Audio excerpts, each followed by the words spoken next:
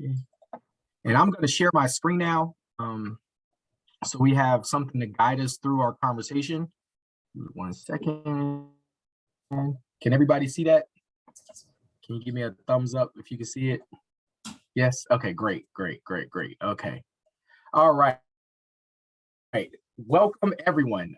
We really appreciate you being here this morning with us. My name is Reimagined. My pronouns are we, he, him, and his. I currently serve as the director of Equity and Pathways for the North Carolina Student Success Center, which is housed in North Carolina Community College Systems Office. I don't know what I'm doing there right now. All right. I appreciate you all being patient with us as we get started. We look forward to what we're going to be learning today. And I am going to turn it over to our executive director, and after her introductions, then we'll get through some housekeeping, and then we'll jump right into the program, okay?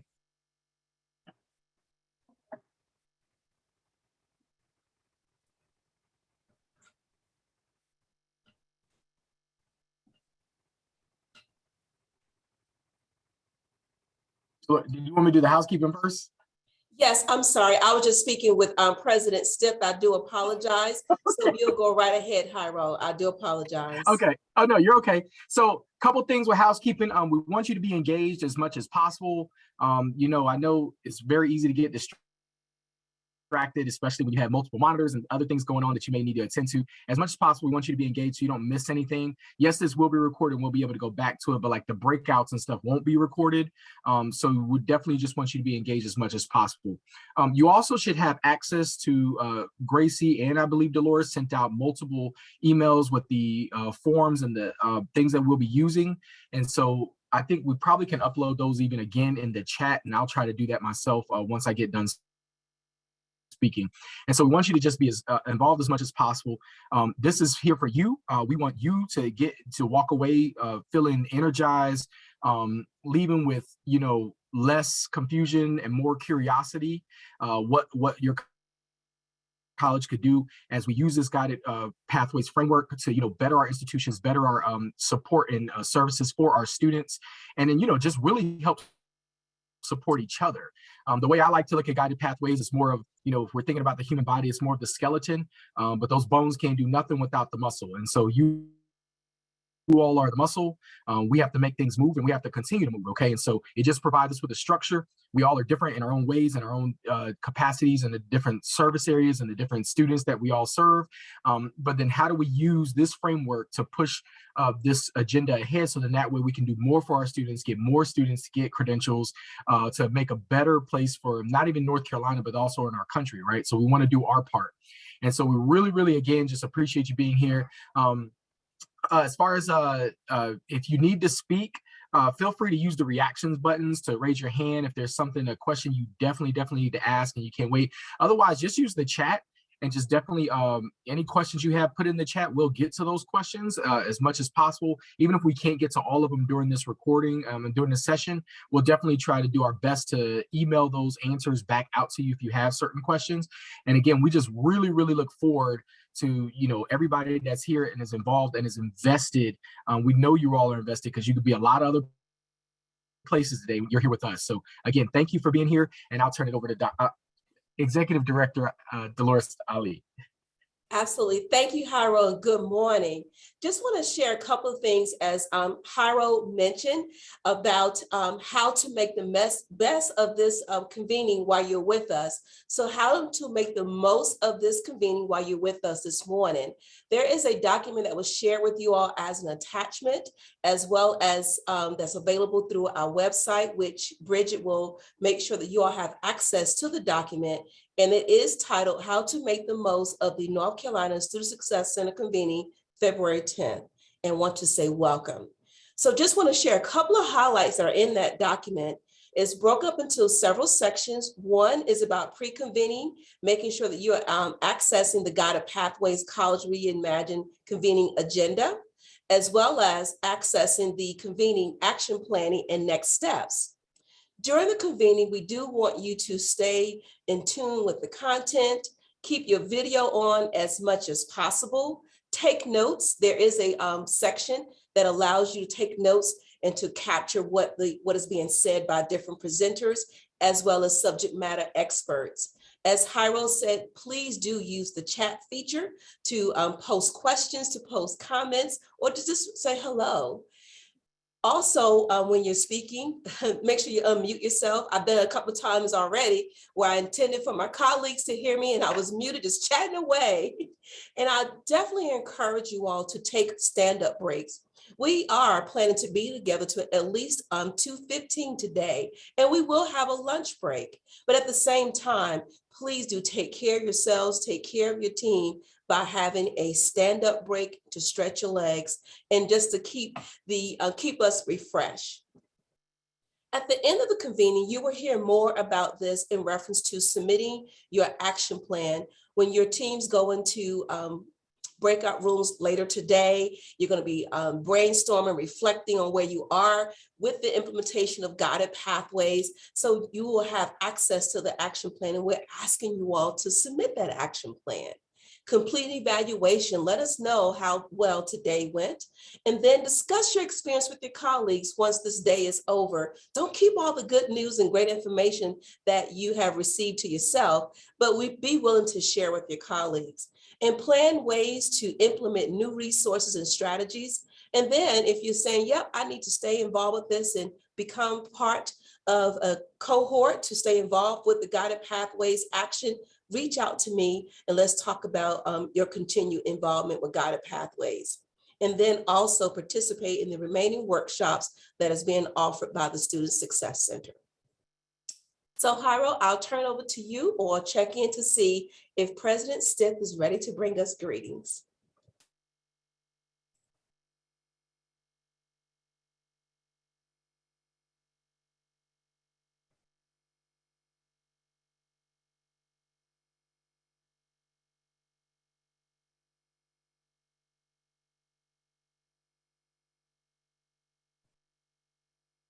Okay.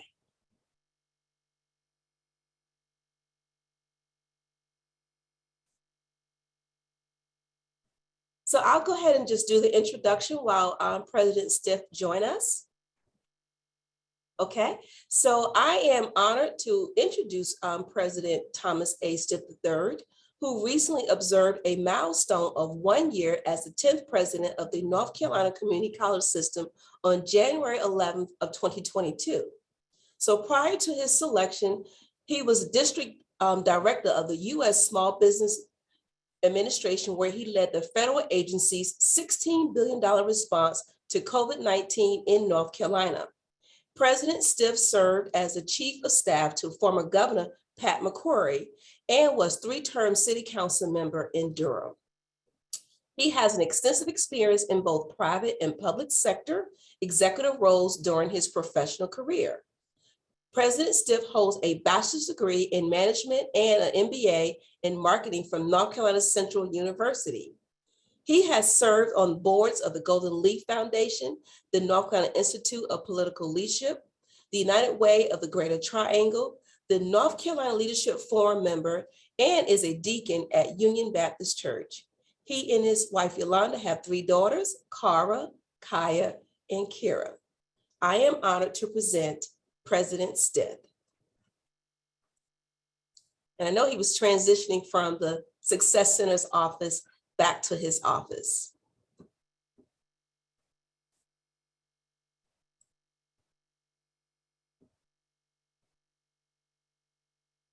Okay.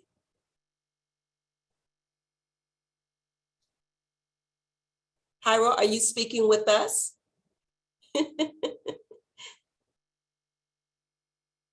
I'm sorry, I hit the space bar, and that's the easiest way to unmute and mute, and it didn't work, and I apologize.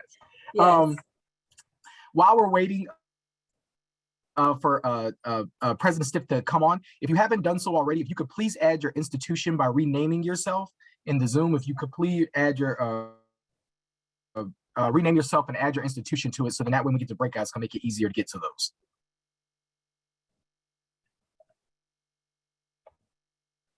Okay. Excuse me, Dolores. Yes. Miss Kelly just called me and she said President Stiff is having some technical difficulties. Okay. So I'm going to run to his office and see if I can assist him. Excellent. Thank you so much, Gracie. You're welcome. All right.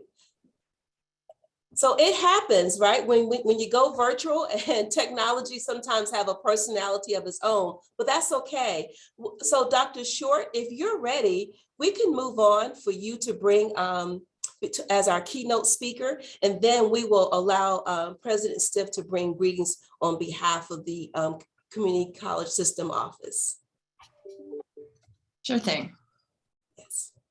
Okay, so I will do the introduction. All right. Dr. Christy Short served as Vice President and Chief Academic Officer at Central Carolina Community College. She began her career as a faculty member at Guilford Technical Community College, where among other roles, she served as Guilford Technical Community College's Implementation Director for Completion by Design, the first national guided pathways initiative. Immediately prior to joining Central Carolina Community College, Dr. Short served as the director of the Texas Success Center at the Texas Association of Community Colleges. In this position, she supported 50 community college districts with over 700,000 students as they transformed their institutions to improve student outcomes and promote social economic mobility. It is my honor to present Dr. Short. But just before you start, Dr. Short, I just want to say this to you. Thank you tremendously for meeting with me when I visited your campus this past fall.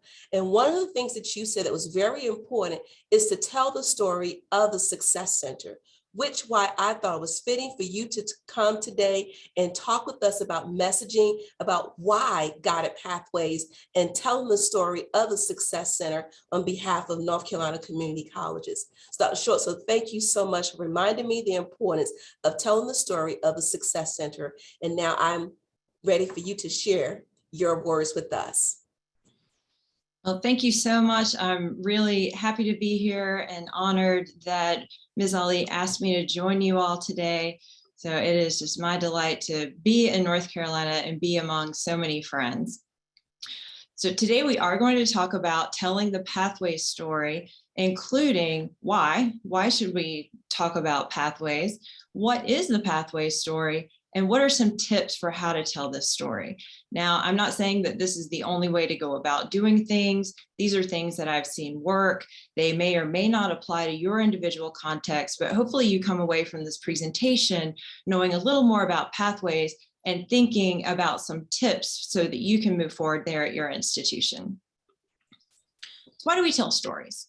People have said that humans are the storytelling animal. And one of the things that distinguishes us from other creatures is that we use stories and form narratives to help us make sense of the world, understand our place in it, reflect on what's happening, think about why did something happen, and establish a series of cause and effect. So a sense of plot. This happened because of something else. So you think, why did this student drop my class? Why are my teaching evaluations better this semester than they have been in the past? Why are our students leaving us before they finish a degree?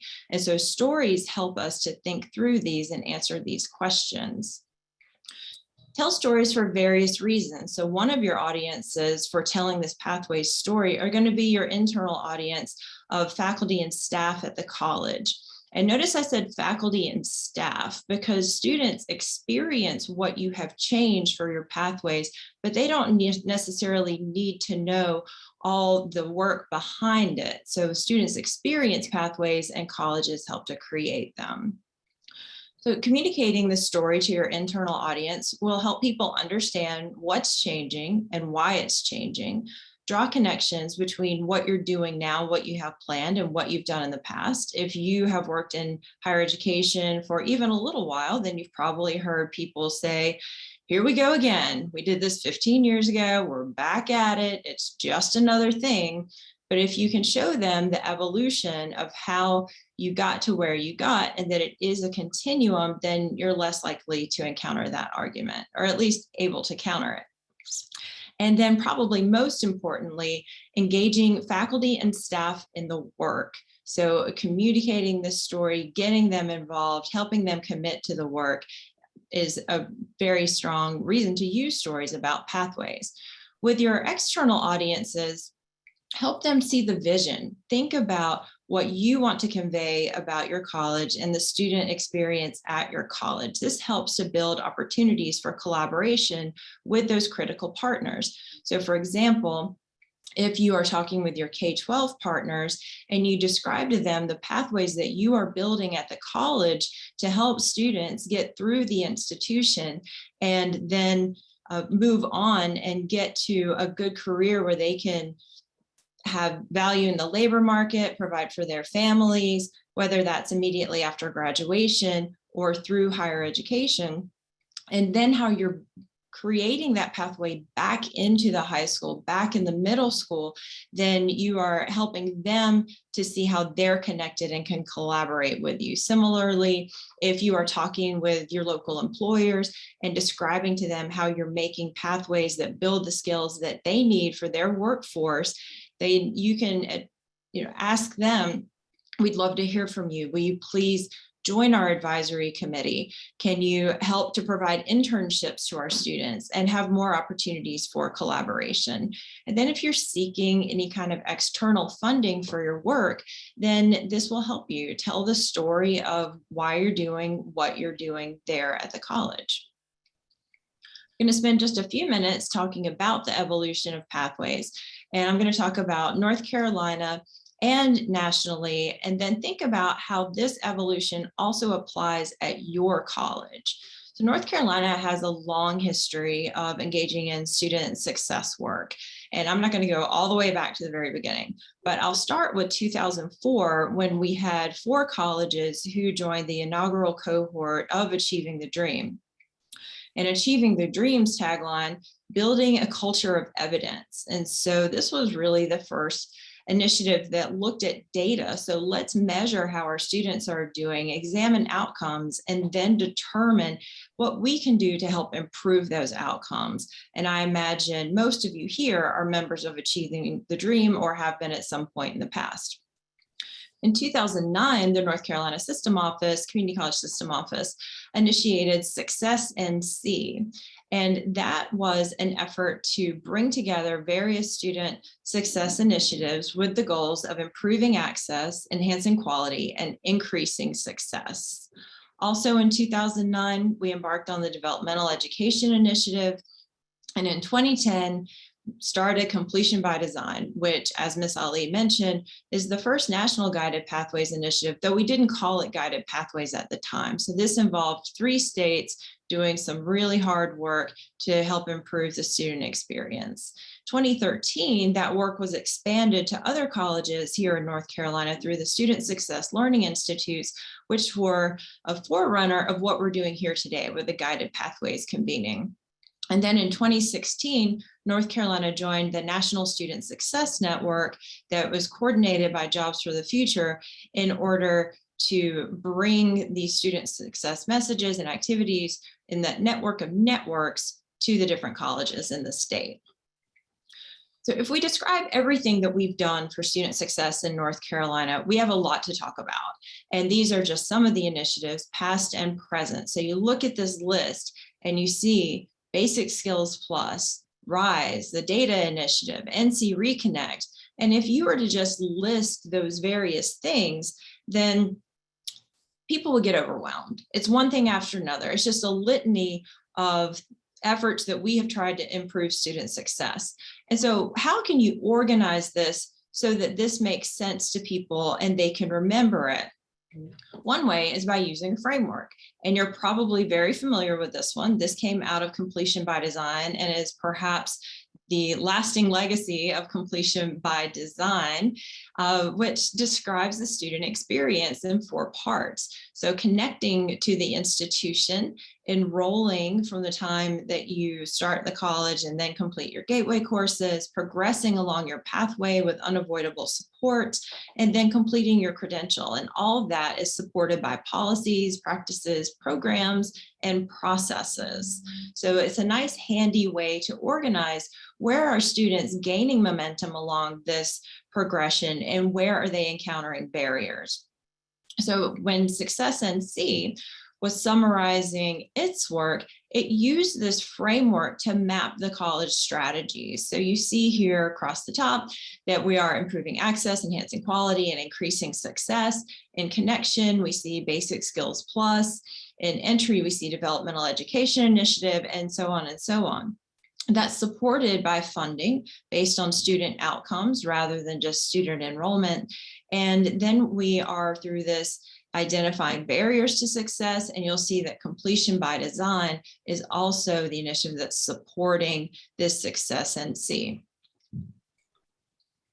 But the work didn't stop there. So we learned a lot from completion by design.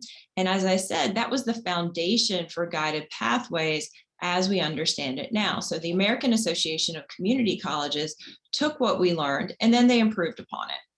They created not just that framework for the student experience, but the framework for what colleges do. You're probably very familiar with these pillars too. So clarifying the path, helping students get on the path, helping students stay on the path, and ensuring that they're learning. So this was back when Pathways Project started. And if you were to look now at the current scale of adoption assessment, it looks slightly different. So things have evolved over time, just like they have at your institution. So the first pillar now is a little more detailed and specific. We are mapping pathways to student end goals. So not just clarifying what's there, but actually designing those pathways with a specific endpoint in mind. And you'll see the second pillar is different too. Helping students choose and enter a program pathway. So there's this element of supporting students as they pick which pathway they should be in. So this is a very important first step, not just get them on a path, but get them on a program pathway that leads directly to that career. And Pathways has continued to evolve past those AACC Pathways projects 1 and 2.0, and Stanley was a member of that second cohort in the Pathways project. So as you just heard, Pathways did move on to focus much more on programs of study and acknowledge that completion is not really the goal. It's getting students to where they want to be in terms of getting a job, going through further education to get that job. So really the pathway starts before they connect to the college and extends along after they graduate with a credential from us. There's much more examination of career outcomes, so more use of labor market data, looking at the demand in the area, the salaries that come with that, and helping students to understand that as they enter the college so that they can make informed decisions about what they want to do, where they want to go. We're also incorporating equity considerations in ways that we haven't previously. So we've always looked at disaggregated data in terms of equity to look at students' outcomes, but now we're looking at it through that social justice lens that we hadn't previously. And also talking about student basic needs, because we've recognized that students cannot stay in college and learn unless they have enough food to eat. They have internet access now. They have childcare to take care of their dependents. So that is a critical component of education, although traditionally it's been seen as happening outside the college. If you were participating in the webinar a couple weeks ago from Hannah Lahr and Davis Jenkins from CCRC, you heard them talk about this kind of framework within a framework. So they have, through their research, realized just how important onboarding is in Pathways. And so they've developed this way of thinking about onboarding: ask, connect, inspire, plan. So you ask a student when they first get involved with a college, what are your goals? What do you want to do? Who do you want to be? And then after you determine that, connect them to people who can help build a network of support around them, the faculty in the program, perhaps some alumni who have finished, their peers, professionals in the field. Then they need to have that light the fire learning experience in their first semester where they are motivated, invigorated, and know that they want to continue on this trajectory that they're on. And finally, every student needs to have an academic plan. This is a full program plan that maps out exactly what they need to take, when they need to take it, and also how they intend to pay for college. This isn't just following the semester by semester plan you might have in the catalog or on a program page on your website. This is modifying the plan for each individual student, considering their circumstances.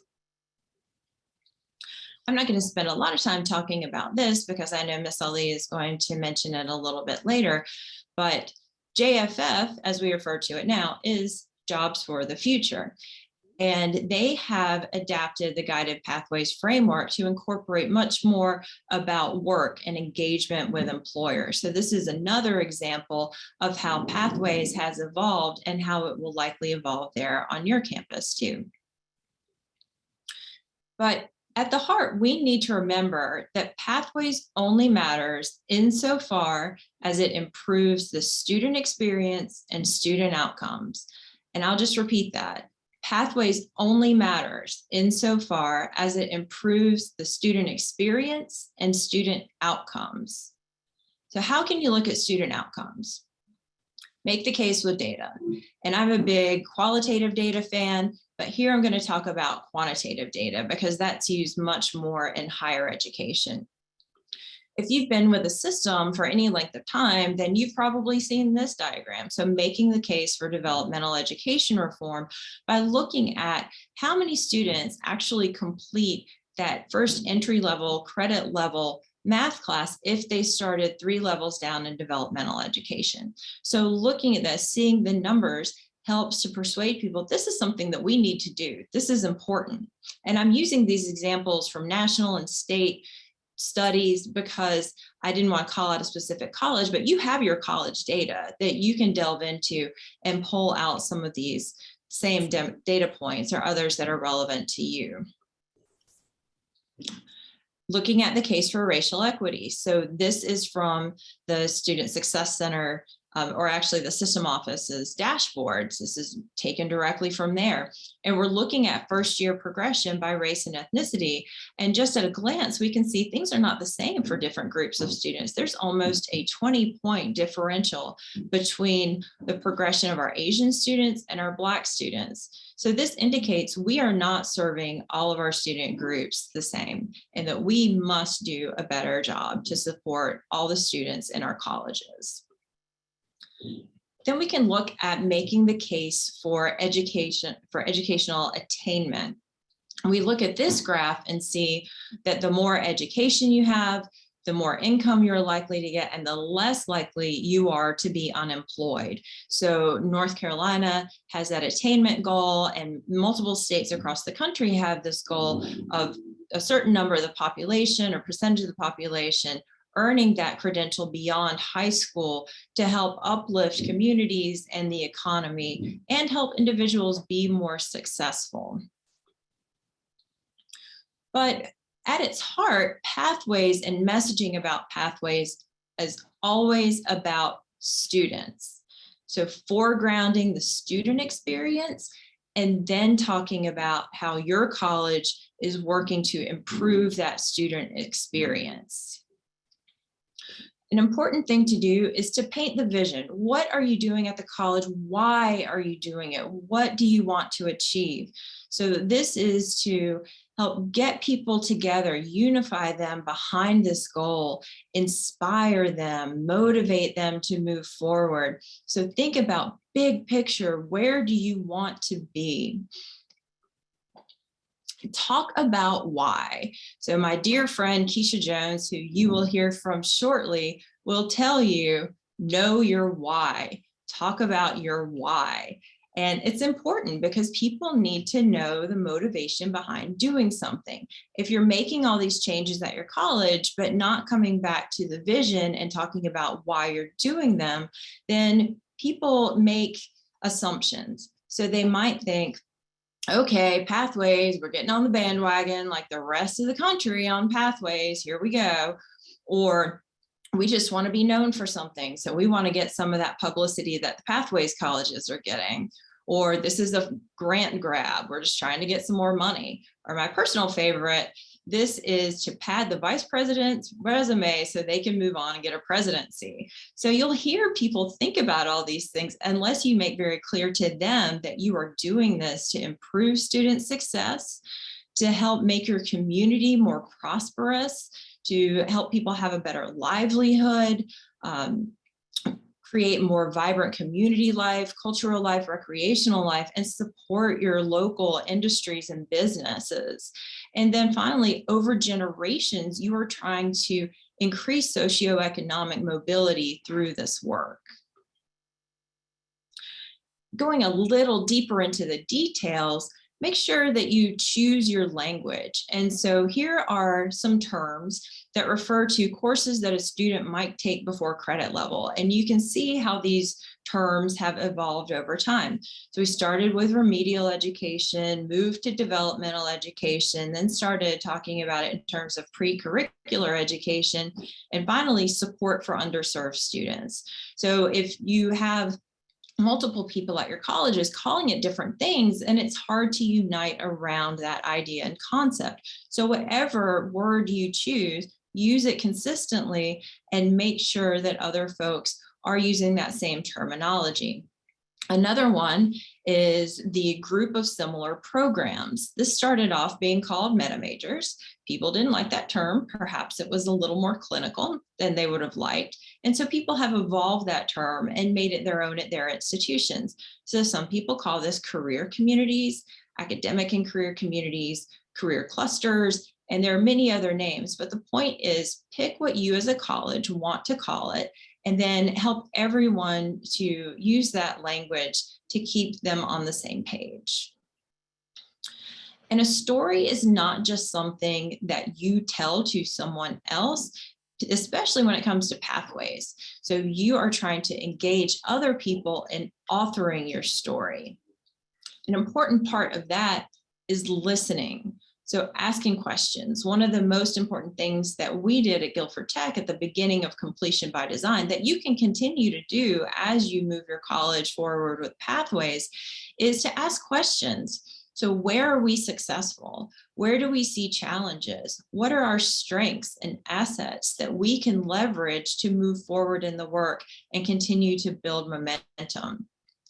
And sometimes it's hard, but try to stay open to feedback, especially if you have poured your heart and your soul into some of these very difficult endeavors and challenging initiatives. Then it's hard to hear somebody say, this isn't quite going the way it needs to be, or students aren't really benefiting from this the way that you had planned. And then don't take it personally, just continue to focus on how do we continually improve and make this better so that we can accomplish the goals we need to accomplish. And of course, ask more questions. So continue learning as you go about this process of pathways, which is never going to end. At the same time, understand and empathize with your folks, because redesigning the college is not just about those policies and processes and programs. It's about people changing, because you can't change all those things without folks having to change the way they are doing things. And it's not that they necessarily fear change, it's that they fear the loss that goes along with the change. So as you modify your intake processes, for example, people are going to have to get out of the routines that they've been comfortable with. They might be faced with the realization, I'm not an expert in this anymore. And it's uncomfortable and really difficult for folks. And so understand that, be gentle and empathize with their experience. So part of doing that is, like we said, acknowledging the past, honoring what they've done, and then seeing how we can make that even better going forward.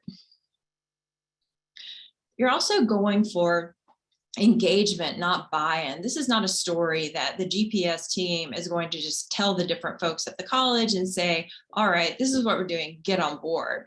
That doesn't work.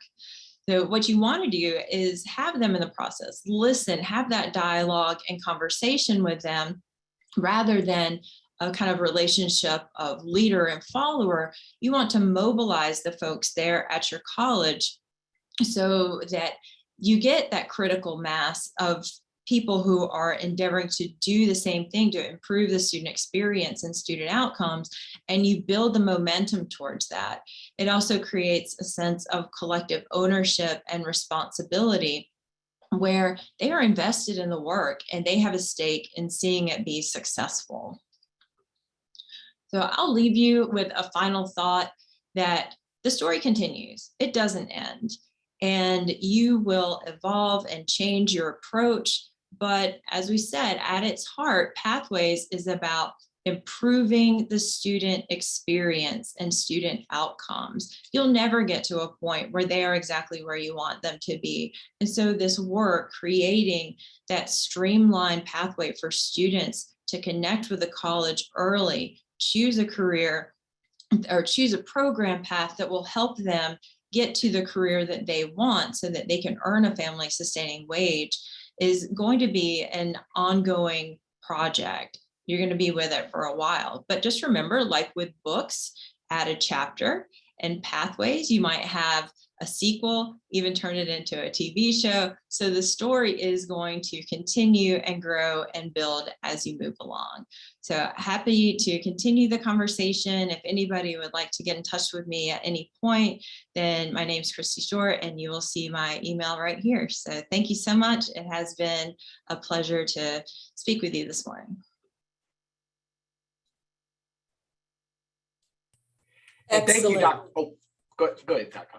Go ahead. Well, I guess both of us excited, Jairo, about the message that Dr. Short shared with us this morning. And I know, Jairo, you're a little bit selfish since you work with her. Y'all are side by side on the campus, and you were ready to just say, hey, this is what I got. But I want to say a couple of things. Dr. Short, thank you tremendously for encouraging us and understanding that it's not just about getting people on board to change, but like you said, understanding the why. I got so much out of what you said, but bottom line, it is about the students. It is about the students' experience on our campuses. It's about the end for the students, like why are they there in reference to getting an education, and then what are their next steps in reference to a career, reference to the goal. And so there was so much that you said about the student experience, understanding their basic needs and making sure that they're getting the support that they need on the campuses. I love what you said about the sequel, that it's this evolution, that it changes. We learn as we're involved in all of this guided pathways work, like you said. It may be another chapter in the book. It may be a sequel. So I guess we'll have to have a North Carolina Student Success Center book signing when we get this book right. So it would be nice to start adding some chapters to that book. So I love what you said about that. The last thing I'll say, again, just so much of what you said just sort of is sticking with me, is about listening. Listening to our stakeholders, listening to our students, being open to feedback and not take it personally, but take it professionally to help us make changes as needed. And then, like you said, be okay with asking more questions. So this is just awesome. You shared so much about what we should be doing as educators, as we're looking at all this guided pathways work and building the chapters of the book of the Student Success Center, and being mindful in what we're saying and how we're saying it, and also which students we're serving. You pointed out something earlier about the data about students that may not have success, and why aren't they having success, and what are we going to do about the experience. So I just want to say thank you tremendously. And I guess we can use the reactions of applause to say thank you, Dr. Short, for joining us this morning and for your presentation, and as to how we can tell the story. So let's do that. Give applause. Yeah. Yes. Thank you so much. Now, Jairo, I'll turn it over to you. Sorry.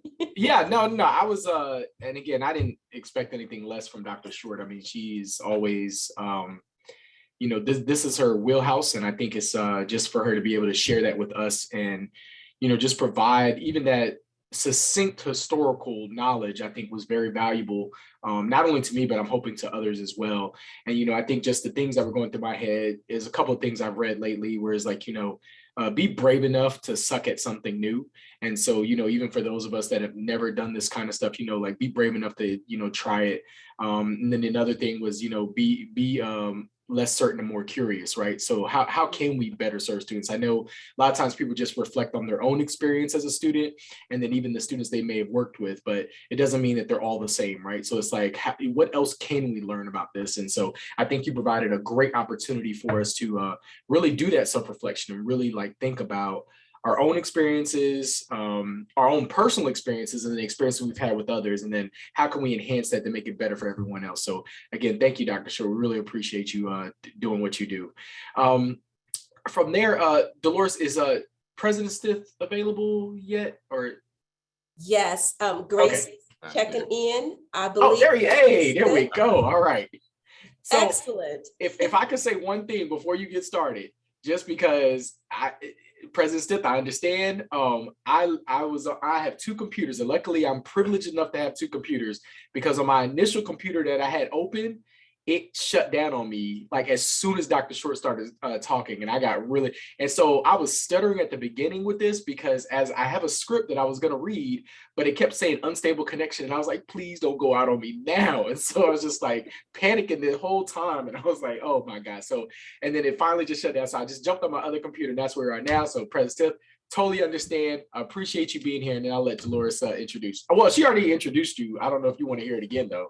So I don't. I'm sure everybody else probably doesn't either. Okay. Okay. Well, let's jump into it. President Stith, if you can just go ahead and share what you need to share. Sure, and thank you. And yes, the IT gremlins are out in full force this morning. Dolores can testify. I was in her office. I guess it was about 8:30 or 8:25, just checking in.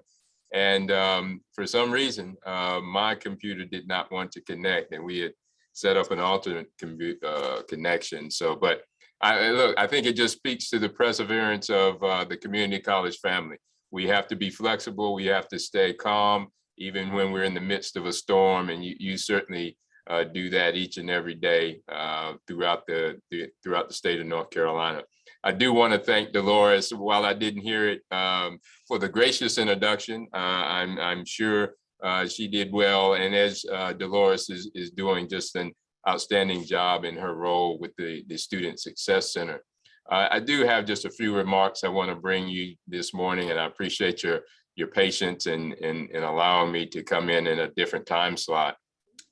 But I want you're here because you are deeply committed to the success of the Guided Pathways project. As I said, commitment shows as I engage with our community college family across the state. And yeah, I see now more than ever, leaders like you at your colleges, from the mountains to the coast, are being called upon to strengthen our mission and minimizing barriers to post-secondary education, maximizing student success, developing a globally and multiculturally competent workforce. We're not just competing in North Carolina or in a region, we're global competitors. And you're improving the lives and well-being of individuals that you touch each and every day. As I had traveled the state, and I've been blessed to have the opportunity to have visited every community college last year, it is clear that we are making a difference in people's lives. I'm vested in the work you're doing with the Guided Pathways project. This morning gave me opportunity to hear a little more as we tried to work through the technology. I could hear the earlier presentation. And, I see, as president of our system, my commitment to you is to pull from the rich history of the community college leadership throughout our system and support new and innovative strategies and ideas to propel our system forward. The Guided Pathways project is one program I see capable of streamlining our students' journey through college. It gives the students a clear and coherent and structured educational experience that builds in a thought out array of academic and non-academic support to keep our students moving forward toward completions. As you know, our students have many challenges, and our ability to identify those challenges, not just specifically academic, but looking at the entire student, is critically important. Now, I'd like to introduce, many of you may have heard last year as I spoke, just a bit to I think it's important to let you know my vision for the community college system. I call it the 3 pillars, and it serves as a guideline for our system as we emerge from this pandemic and leave our state in what I believe is our role, and that is being intricately involved in the robust economic recovery that's happening here in North Carolina. You see that each and every day with not only business and industry expanding in our state, but locating and coming to North Carolina. My 3 pillars are these. I think first and foremost, the North Carolina Community College system will serve as the first choice for affordable and accessible education to all North Carolinians. As I mentioned just now, we'll lead in the economic recovery of our state and sustain growth in the years to come. And because of the diversity of the people of North Carolina, that's our competitive advantage. I believe we can become a national model for diversity and inclusion. I'm grounded in the belief that education translates into opportunity. Today, you have an extraordinary chance to learn, reflect, and collaborate with your colleagues across the state of North Carolina. Today, you will hear about the work that is taking place at several of our community colleges, Carteret Community College, Central Piedmont, Durham Tech, Forsyth, and Piedmont Community College. This work will be talked about a little later today, but it exemplifies what's happening in over 30 colleges across the state. And I believe this will serve as a potential to enhance the network of our 58 community colleges, and we'll be at the forefront of this type of activity, not only here in North Carolina, but across the nation. And our mission is to help us through this work become a national model for higher education excellence. We can't underestimate the importance of North Carolina's community college system at this time in our state's history. As I said over a year ago, as a North Carolina native, I just saw it as such a huge blessing to have the opportunity to lead at this time in our history. As we continue to face obstacles brought on by this pandemic, I see an opportunity for each of you to lead in the development of unique pathways that are designed to address regional and individual community needs, support students across racial and socioeconomic lines, and incorporate work and experience-based learning. The bottom line is that the Guided Pathways program is positioned to provide our students a streamlined approach that's intuitive for today's fast-paced economy. Things are changing, as we saw this morning. You have to be very flexible, and the community college system is nimble, and we're able to respond to that change.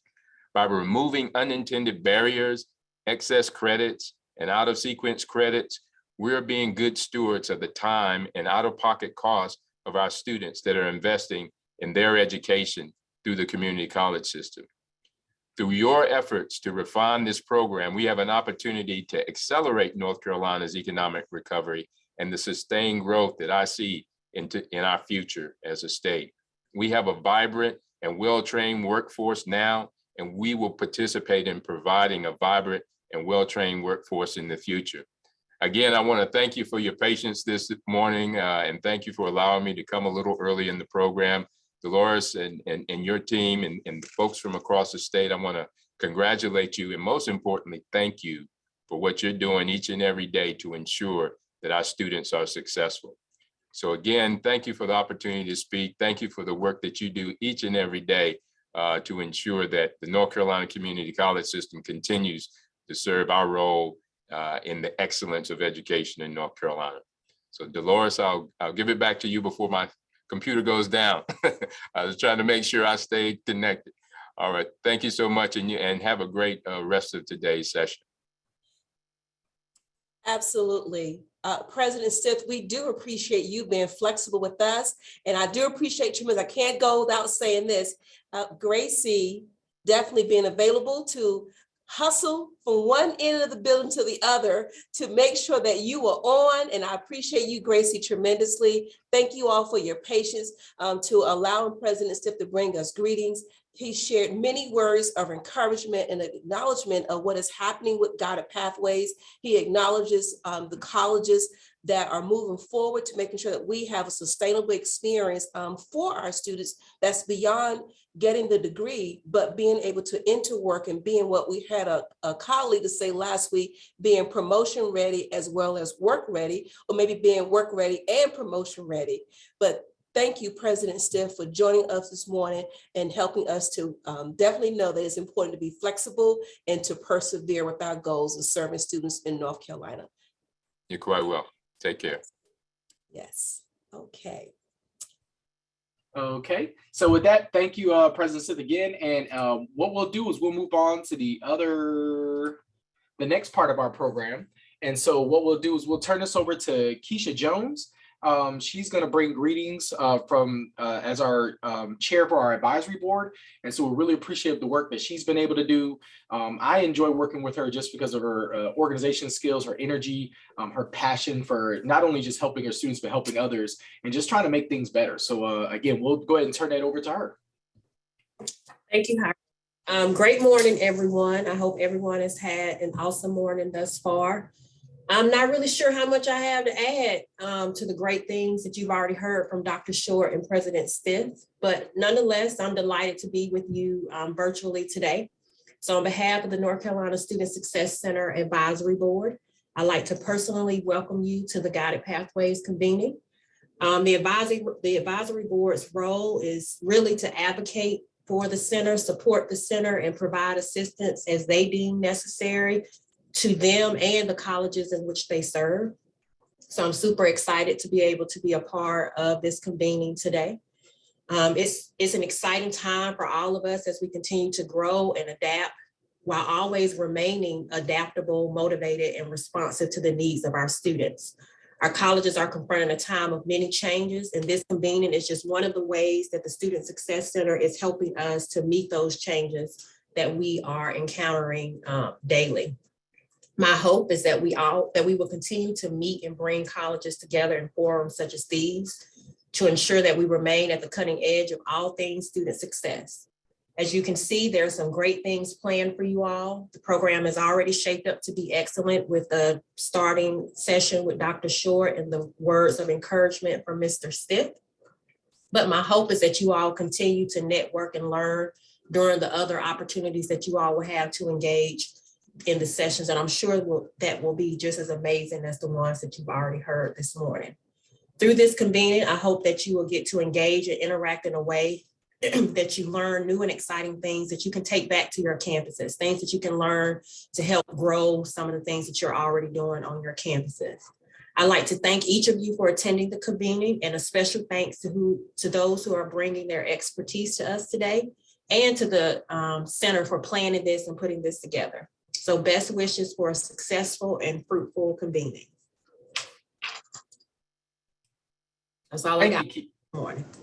Okay, thank you, Keisha. We appreciate you doing that and representing the advisory board, and just sharing your knowledge and expertise on what's going on, and just again passing that energy as far as like the positive energy to keep moving forward. So we appreciate you for that.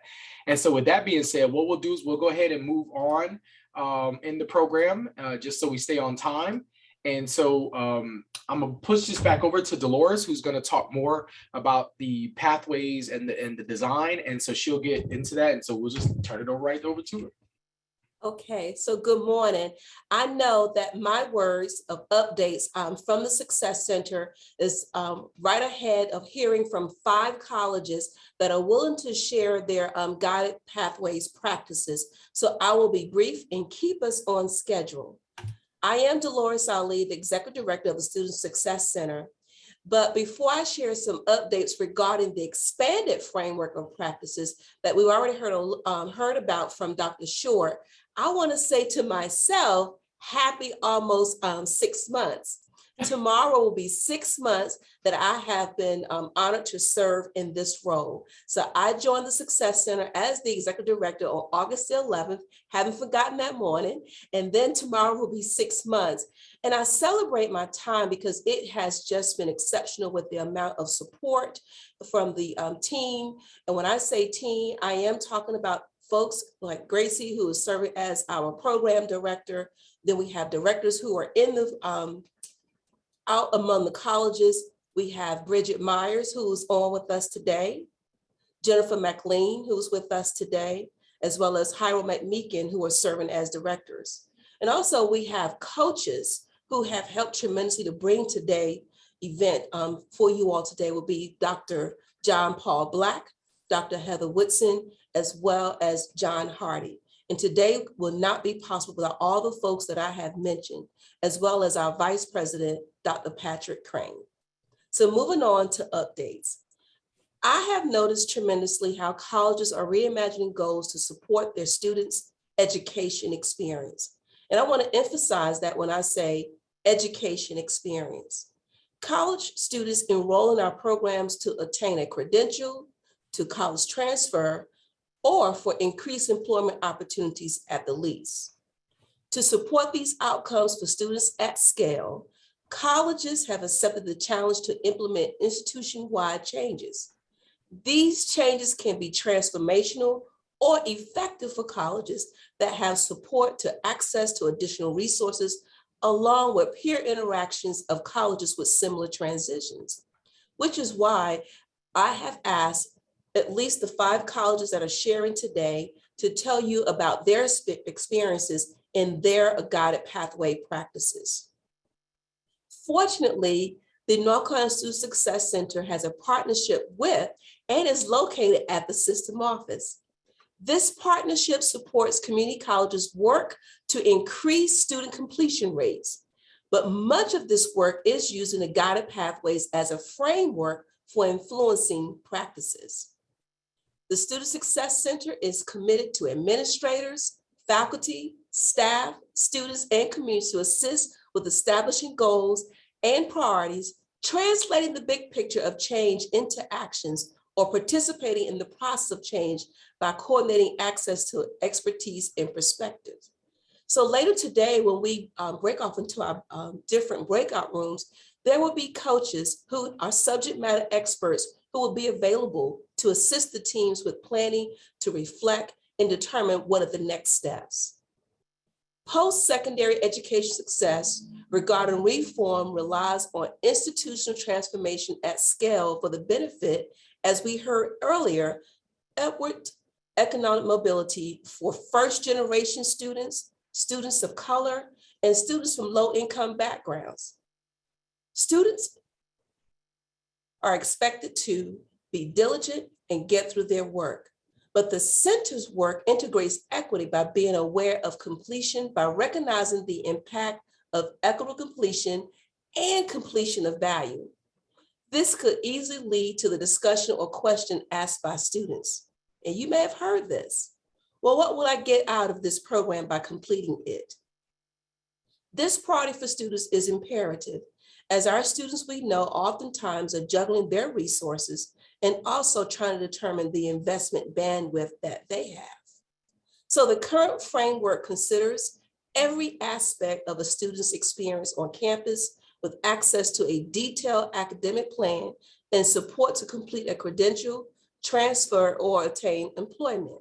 The expanded framework supports a more intentional focus on career outcomes for students.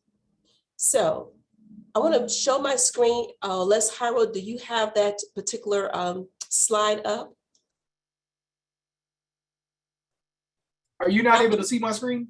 Okay, let's see. I think I covered it up. Okay. I see it. Perfect. Thank Okay. you. Thank you for the confirmation. Yes. Yeah. All right. So the current framework of practices, also popularly known as the guided pathways, will be transitioning to guided career pathways. So thank you, Hiro, for having that slide up. So as you will see to the right, and Dr. Short definitely mentioned about this earlier, about the transition to guided career pathways. And that's important, the word career. So how will this be experienced on our campuses or continue to be experienced? This experience could be programs, touch points of meeting regional or community needs based on labor market information, and students obtaining credentials and building skills possibly while working and going to school. Another experience could be to continue to acknowledge students' experiences and their expertise in accessing career achievement or work-based learning. These opportunities are to assist students with learning more about themselves, regardless of the skills they already have. That's why I like work-based learning, because it does give students an opportunity to learn more about themselves, possibly to build on skills, network with local businesses and industry representatives. The enhanced practices support students accessing a pathway that clearly shows them how a career and job opportunities are available upon completion of a program. Recently, the center offered professional development that covered ways to maximize on the student's momentum or motivation with frequent, possible non-traditional times of check-ins with students. This may be a review for colleges to look at students' access to flexible programs such as the time of day or the length of accommodation, because we know students want to stay to the end, or they may come back. They may come back to finish a program, or they may come back to earn more credentials. Lastly, with the expanded practices, emphasizing students having access to credit-bearing work-based learning that is aligned to classroom curriculum. As employers make decisions about prospective employees, the documentation of demonstrated knowledge and skills in the classroom and supervised by a practitioner recognizes prospective candidates. It also helps students to become more informed about career and job opportunities. It is one aspect to read and dream about a career versus an opportunity to experience it. So I'll wrap it up with a statement.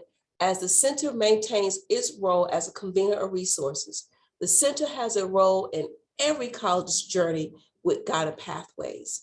So Jairo, I'm going to turn it back over to you so we can get started in hearing from our colleagues across the state who have been involved with guided pathways at different aspects and going to share their guided pathways practices and how it has helped them to definitely shape the experience of their students. All right, thank you that for Dolores. And okay, yeah, there we go. All right, sorry. So thank you that for sharing the information about the pathways and the direction that it's heading in. And so again, I know it seems like more and more and more, but again, we're also always trying to evolve and get better at everything that we're doing. So again, this is just very important to just really consider this, because why do students come to school is hopefully to enter the workforce in a better position than they would if they didn't. And whether that's them transferring, and I think as Rob Johnstone said in a presentation in our GPS 100 series, is that transfer students are just taking an additional step before they get to the workforce. And so we just have to always be mindful that everybody wants to get to work where they can add value, make a difference, provide for their families, and do all that within the context that makes them happy. And hopefully they can get that sustainable wage to let them do what they need to do. So with that being said, we'll go ahead and we're going to turn it over to we have a number of colleges that are going to share their best practices that we're really, really excited about. I know I'm excited about it because I always like learning from others. And even if it's something that you don't think directly applies to what you're doing, hopefully you'll be able to get something from it that can maybe spark an idea for some innovation at your college, or, sometimes just having a conversation with other people and just them letting you know, like, hey, this worked for us, this didn't work for us, helps you save a couple of steps and some energy that you can put to better use. So again, we appreciate that. So first on our document, I think, is Carteret, and I think you should have co-host capabilities. If you do not, let us know, but you should have co-host capability. What I'm gonna do is stop sharing my screen so you can share yours. And there we go. Okay, all right. So so Carteret, is it Miss Colson? I think is. Are you there? Hey, Jairo, it's Nicole. Oh, Nicole, you do. Hey, Nicole, how you doing? Good. How are you? I'm good. It's good to see you. All right. So I am trying to share my screen. Okay.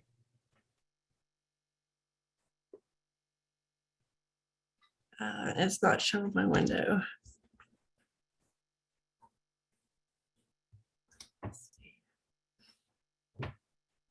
By now, you would think I would know how to do this. Oh, no, listen. Look, again, after all the issues I had this morning, I totally understand, all right? And I'm hoping other people show grace as well. You show me anybody that hasn't had any trouble with technology, as long as we've been doing this since this pandemic started, I'll show you somebody that hasn't been working, okay? So I have the PowerPoint open, but it's not showing the window on the screen share in Zoom for me to choose. Okay, it may have to, did you do screen or did you do application when you did share screen? Hang on, I think I have it right here. Okay. There we go. All right, perfect.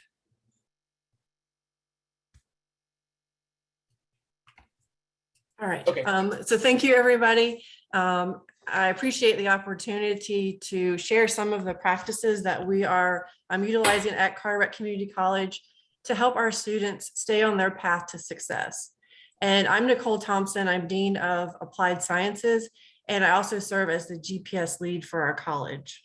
The practices that I'm going to share today are helping us to address some of the issues that our students are having, some challenges with technology, food insecurity, and helping us to overcome some of the barriers that that could inhibit students from taking courses on our campus by allowing us to meet students closer to where they are. And then lastly, I'm going to share an idea that we just started with one of our programs to really celebrate our students and recognize the achievement as they earn milestones through the program.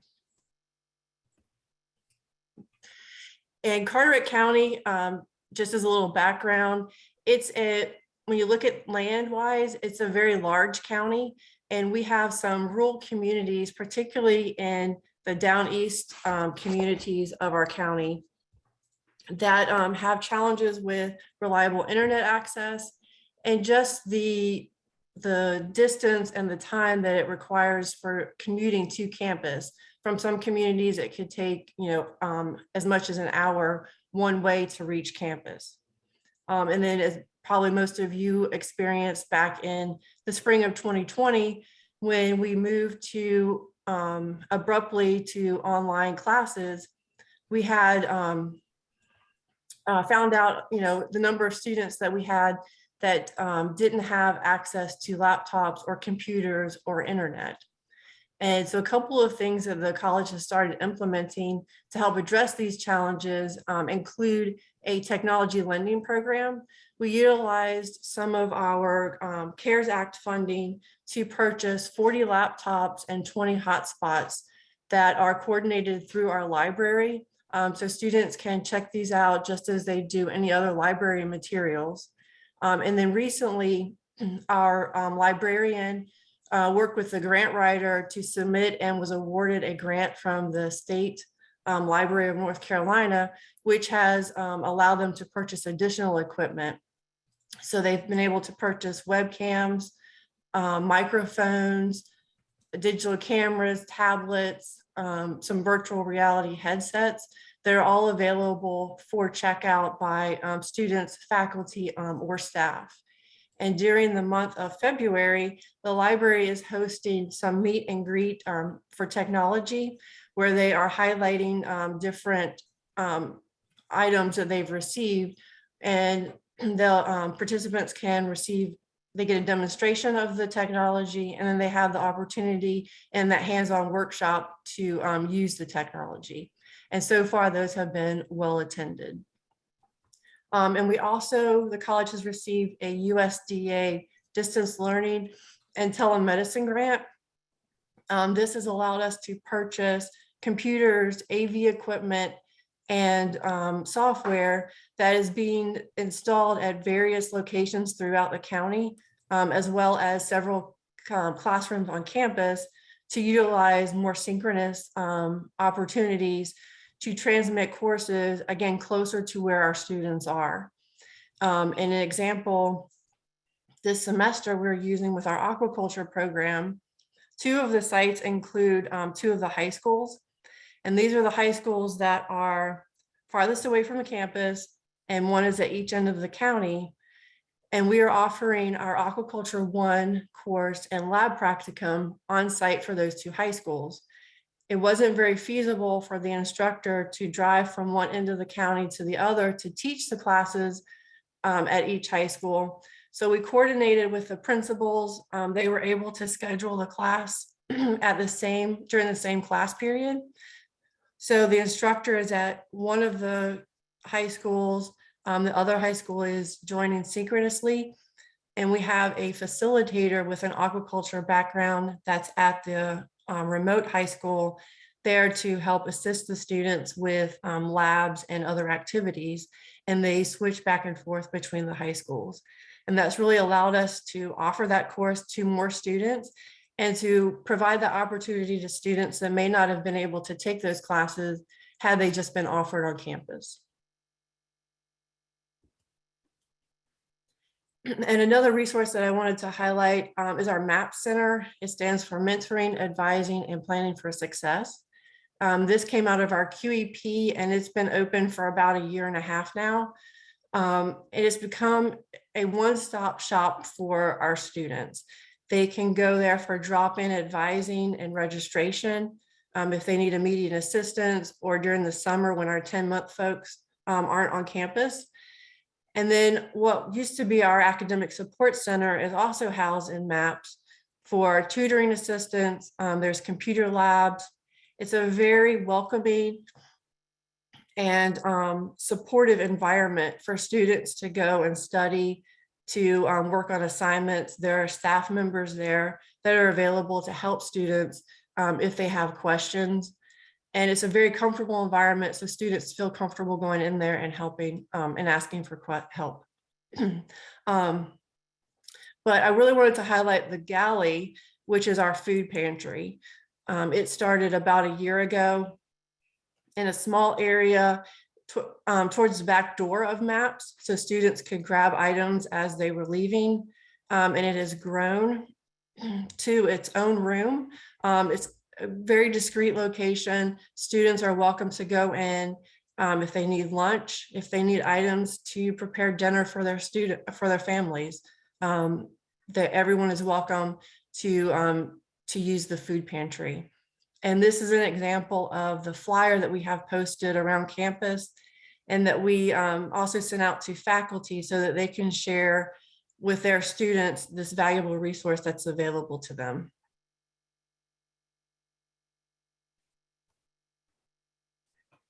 And the idea that I am really excited about came out of our welding program. Just last week, we held this recognition ceremony.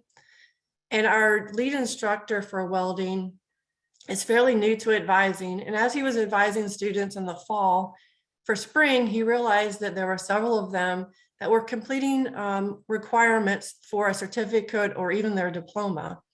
And he wanted to find a way to really celebrate the students and recognize these accomplishments and milestones. So he coordinated this recognition ceremony.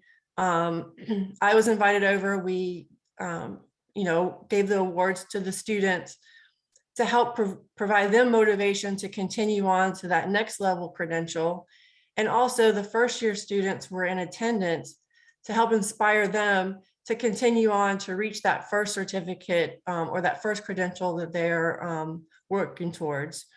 And we had some of this, one student actually had graduated, he'd finished his associate's degree and he didn't participate in graduation and hadn't come by to pick up his awards.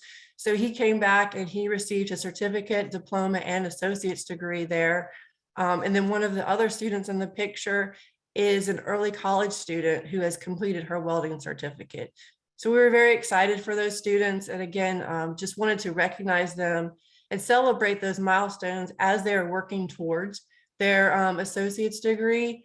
So, it can be daunting to think about the 2+ years that it takes to acquire that credential, where we can provide that motivation and, recognize those milestones and accomplishments along the way. So I'm really excited to see how we can expand upon this and include more programs and celebrate more students. And then if there's any questions, I'll be happy to answer them.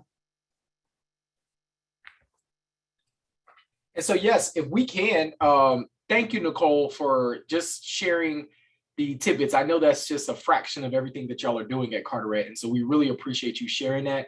Again, just to give some people some ideas of things they may want to try. And we're hoping that. And so if you could please, Nicole, if you don't mind putting your email address in the chat, so then that way folks don't feel comfortable maybe just asking out loud. I know sometimes people don't want to like ask questions in front of everybody, and I get that. And sometimes people just need more time to process, right? So Sure, absolutely. yeah, so I totally get that as well. So if you don't mind putting your email address in the chat, and then if anybody has any questions, if you want to put that in the chat as well, we can, try to answer that at some point. But we definitely want to keep it moving to give everybody enough time to present. And so again, we appreciate that, Nicole from Carteret. Next up, we have Central Piedmont, and so and that's who I thought we was supposed to go for, but I had it backwards, so I apologize for that. But if you could, Central Piedmont, is it Marcia? Am I saying that correctly? And I apologize if I'm butchering that. That's okay. It's Marcia. Marcia. Thank you. I apologize for that. Okay, so Marcia. I got it. All right. So I remember that now. Okay, so Marcia, go ahead and take it away. All right. So I am going to share my screen. So you guys let me know. Okay. So let me know when you can see the screen. Thumbs up. Awesome. So thank you. So good morning, and thank you for allowing this time, allowing Central Piedmont to share this time with you. I am Marcia Colson. I am the Associate Dean of Business and Accounting here at Central Piedmont, and I am one of our Guided Pathways co-leads. And I will be joined in this presentation by Donna Hausman, and she will introduce herself here in just a few minutes. And then I would also like to point out that we do have a number of our Guided Pathways team members on with us this morning. So they are on here learning and also to support us in the presentation, because we all came together to put these thoughts and ideas together to share with you today. So thank you so much for all of our team for being on here. So we are excited to be here and excited to share about our experience. So we'll tag team and we will hit our next. All right, so we would like to start where we began. Back in November of 2019, we became part of cohort 2 of Guided Pathways here in the state.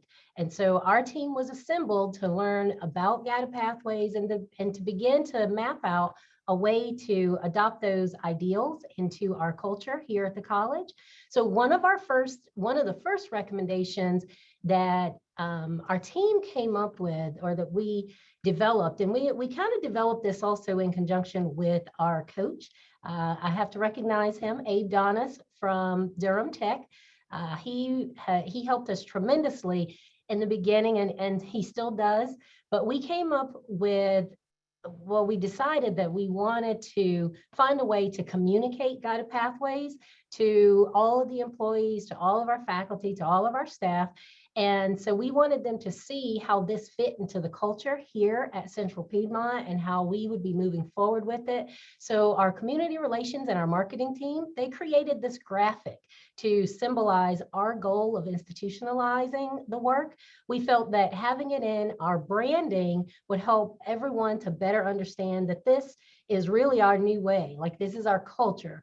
It's not just something that's going to go away after a few months or even after a few years. Like, this is something that we're ingrained in, and we will grow with it and we will change with it as it changes, for the sake of our students. We want to be the best support to the students. So it was best for us to put it in a graphic that reflected Central Piedmont, but also it was still Guided Pathways.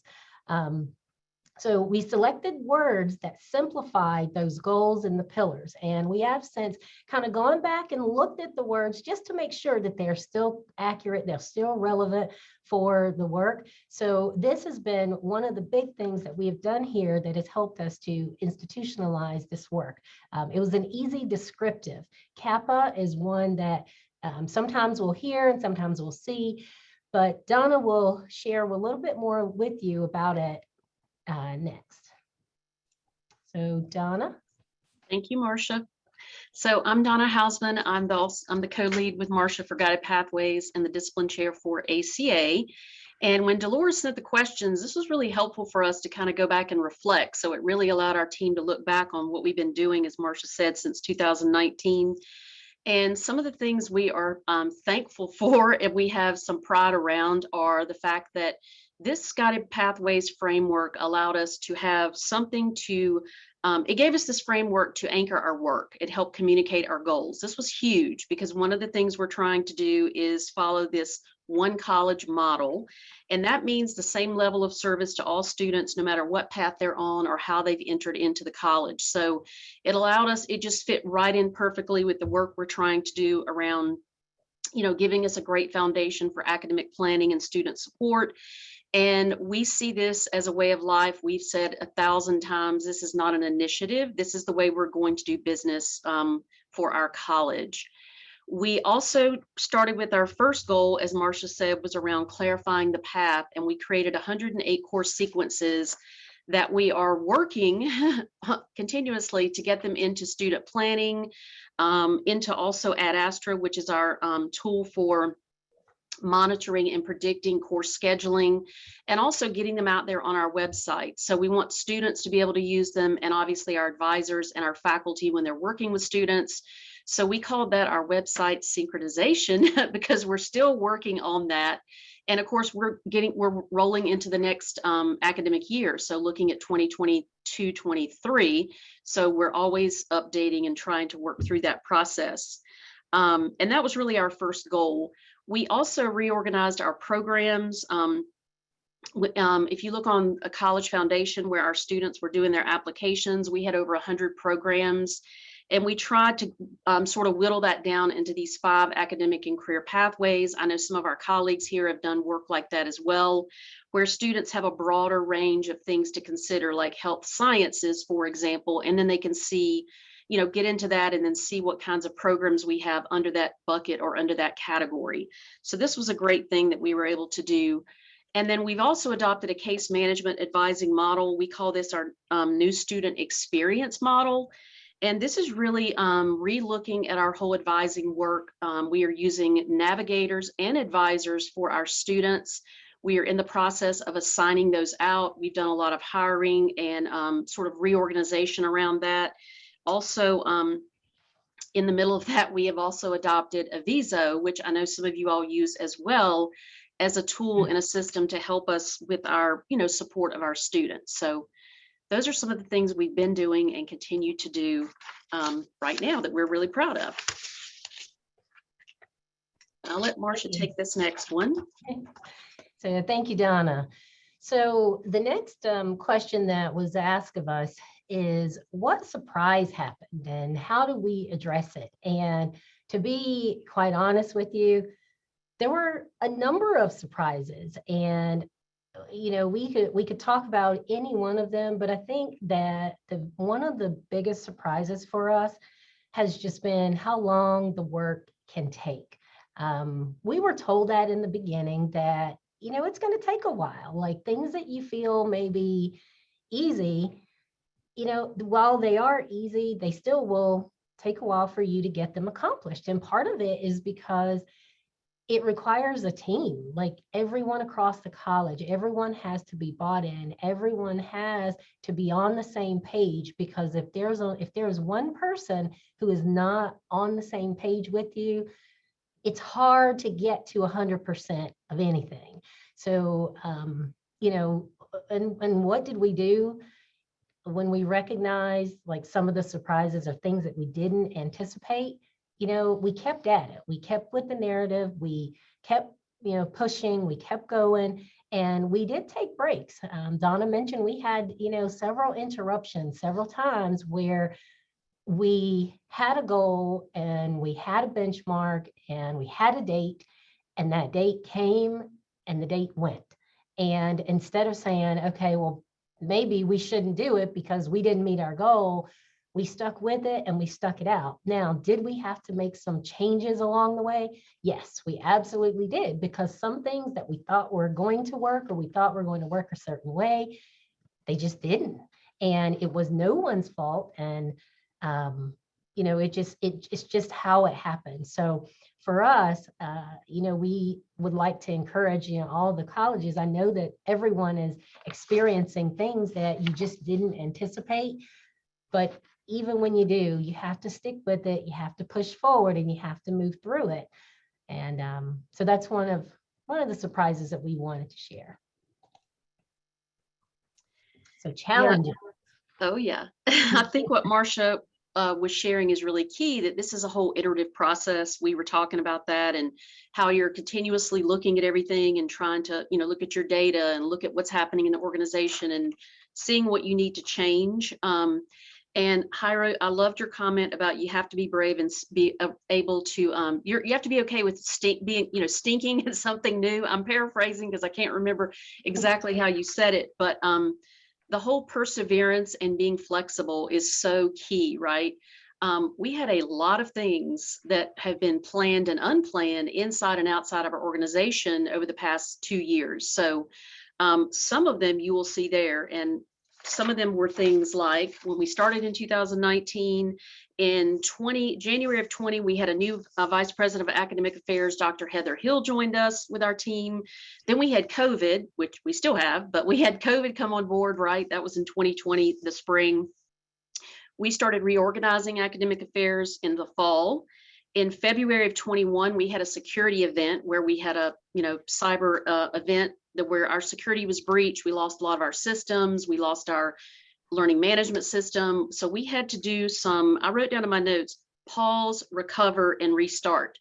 We had to do, that along the way because we've had these things happening, which is just, as Marcia said, how things go. These are not, some of them were in our control, like reorganizing, but some things are out of our control, as everybody knows. The security event, COVID, things like that.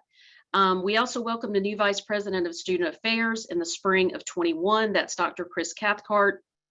And then our Student Affairs team is also reorganizing. All this means we have a lot of new systems, we have new roles, we have people that we've hired, or people just changing roles, which also requires a lot of training. It takes time to build up the intellectual capital that people need to be able to do their job. And so that's been one of the things that we're still working through, is helping people get comfortable with the process along the way. So I know Dr. Short mentioned that too. I wrote in my note, this is a lot of change for your faculty and staff. And sometimes people reach their capacity and you have to just do that pause a little bit and then pick it back up once you get to that point. So.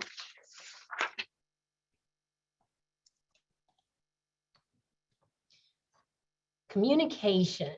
What communications were implemented to present these changes and all this work to everyone across the college, our students, our staff, our faculty? Well, we came up with, or our Guided Pathways team came up with a communications plan, and we had all these parts and pieces to the plan. And we started out by just kind of taking the message on the road, just introducing it at any possible time that we could. And Donna and I did tons of presentations, but then also our Guided Pathways team. We learned in another event or another area that you need champions.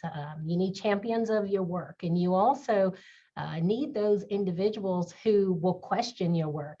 And so our team was made up of all of these people. And so we were able to take this messaging out to the college. Now, we're trying to be very transparent with you that we have a long way to go with the communication, but we had to get started. We had to start getting the message out there. But at this point, it's time for us to really scale up the message. Donna had talked about some of the things that cause us some challenges. And we want to talk about a little bit on the communication side. We recommended the Light the Fire course and ACA 122 be introduced into our programs. Well, while it was a challenge for us because of the communication of the value and the need for those courses to be in the guided pathway or in the course sequencing for the student. And so we had to kind of take a step back and communicate to our programs why they needed this Light the Fire course in their sequencing and why ACA 122 is good for our students. And so, you know, in all of this, our entire college and our entire team, we just had to learn how to communicate things and how to really express the value of it. We created an intranet site, and that intranet site is open to all of our employees so that at any point in time, those employees can go there, find guided pathways, find our pillars, find out the information that they may not know.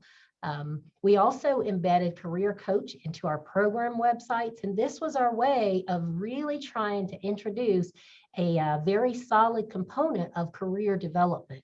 And so that's kind of the direction that we are going in now, which is consistent with the direction that our guided pathways across the state is going, is we're really ramping up the career development component of all of this work. Also, I want to point out that our leadership has been really key in getting the word out about guided pathways. Our leadership has given us the open door to go out and talk with all the different programs, you know, speak to all the groups across campus.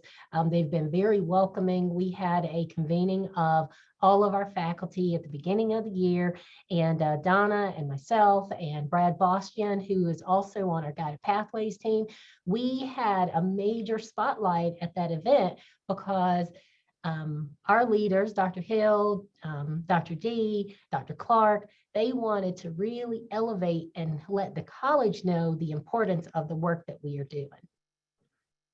So communication has been huge. Donna? Yeah, and I'll just wrap it up by saying we wanted to give a big shout out to everybody that has helped us, who has, you know, shared ideas and partnered with us. Special shout out to Abe. I know we made that earlier, but here's some of the colleges that we've worked with in our state and also out of our state to really try to benchmark, get ideas. And I think that's been one of the great things of North Carolina kind of moving through this together more or less, because we've really been able to, you know, share best practices. And so we thank you for all of that. We know we still have a lot of work to do, but we're excited about that. We're excited about continuing the work. And like we said, it's a way of life. It's not an initiative. So we are excited to continue the work of Guided Pathways. And I think we have our information on the last page, and we are happy to put it in the chat if needed, Dolores or Pyro. So thank you guys for letting us share today. And we look forward to hearing everybody else's presentations. Yes, Donna, Marcia, thank you so much for sharing what is happening at Central Piedmont, what has happened. And again, I just love the fact that you shared, you know, what's working and what's not working, right? Because again, it helps other people figure out what they need to figure out. And so, yes, if you have questions, if you wouldn't mind putting your contact information in the chat, that would be greatly beneficial, I think, to everyone that may have some additional questions or just needs more time to process. I know some people are with their teams, so it just really helps when they can maybe discuss it amongst themselves and then get back to you. So really appreciate y'all doing that and sharing. And so from there, we'll just keep moving just for the sake of time.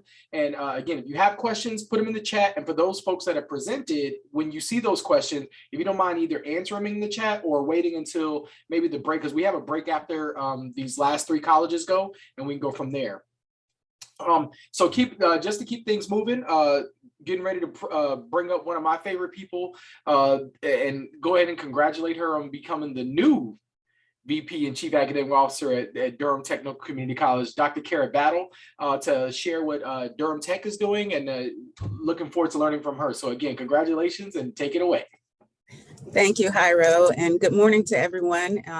It's a pleasure to be here and to share what Durham Tech is doing, or what we have done thus far with our Guided Career Pathways work. So I am going to share my screen.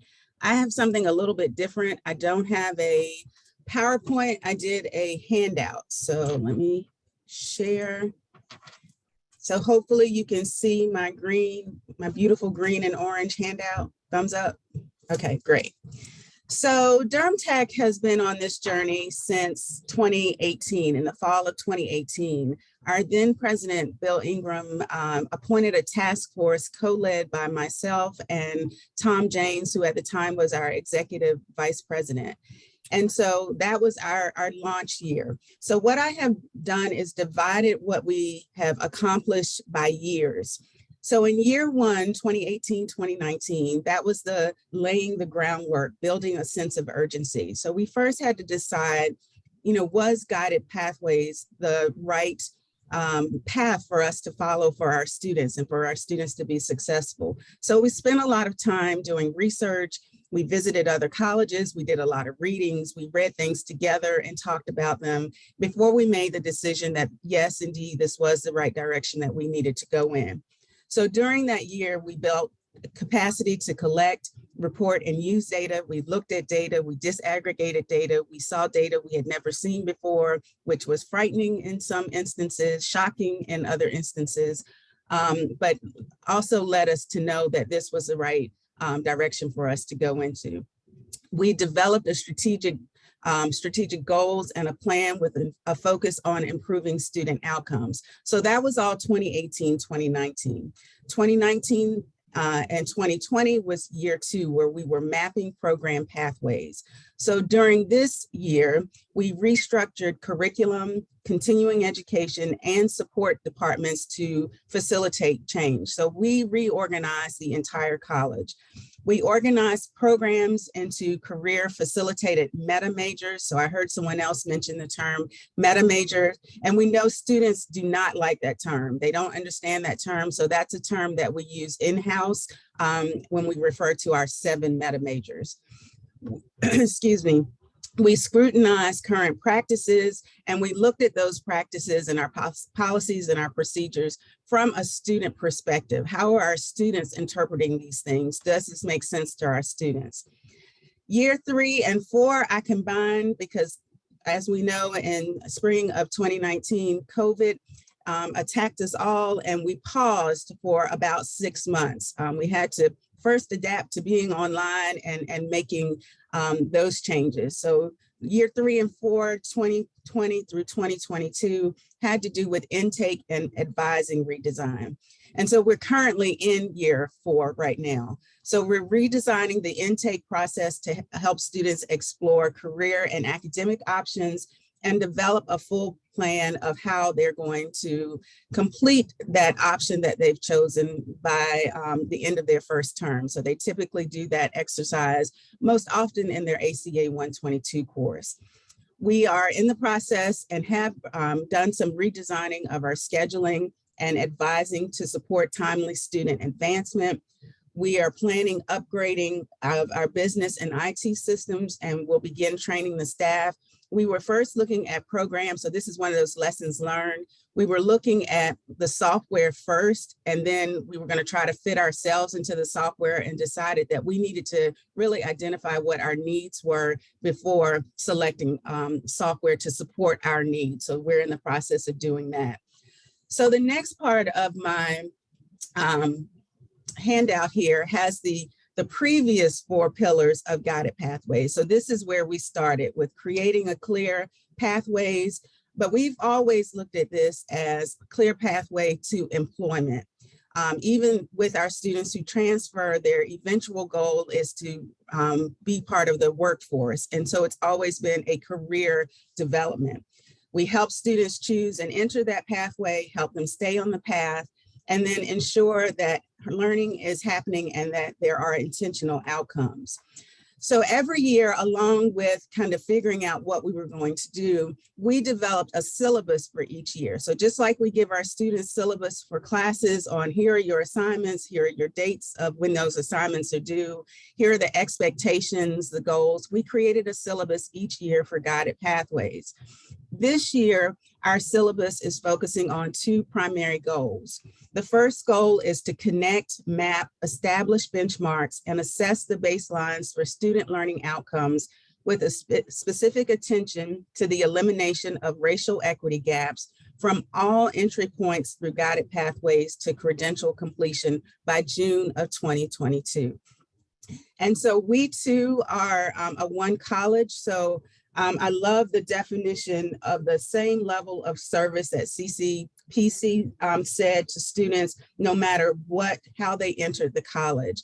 And so that's our kind of mantra for our one college model, but that is also challenging. So we are in the process of converting credit and continuing education policies and procedures so that we're not doing two separate things for the same group of students.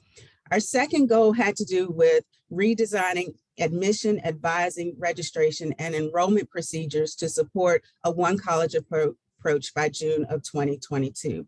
So these are our goals, our overarching goals for our year. And then we list by months the things that we want to achieve by month, who's responsible for it. And then we meet usually monthly and work on achieving those goals. Some other things that I want to mention before I flip to the reverse side of my handout is that some of the things that we've done in addition to the syllabus. So this year, similar to, again, what CPC mentioned, is we looked at all of the programs that we offered at Durham Tech and did a program assessment. So we did a quick program assessment looking at the enrollment in those programs, the completion, the time to completion, whether those programs were offering a livable wage, and then the labor market demand. So every credit program is what we've reviewed so far. So we will finish up that project by the end of February. And we made some decisions about retiring some programs that weren't meeting those metrics, weren't offering enrollment completion goals, weren't offering labor market value to students. And so that was a large part of the work that we've done this year. Another huge change that we've made is, as of February 1st, all of our meta majors, of which we have 7, with the exception of one, will have a career coach, has a career coach embedded within the meta major. So the last meta major is in the process of hiring their career coach. So every meta major has a career coach. So that went into effect February 1st. So the back page of my handout, I hope you can see this. I can make it a little larger. Let's see.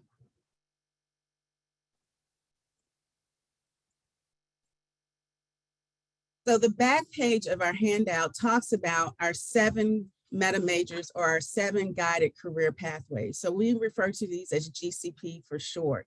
So they're grouped into like categories, and we came up with these 7 groups with the whole college community, our students, our faculty, our staff, our enrollment specialists, our instructors.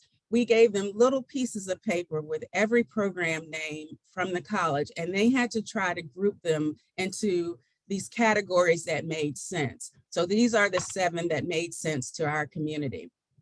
So we have core courses. So we tried to have a common first semester as much as we could, so that if students change their mind, especially within a meta major, that there would be very little credit loss or no credit loss at all, because they were taking the same core classes for the same labor interests.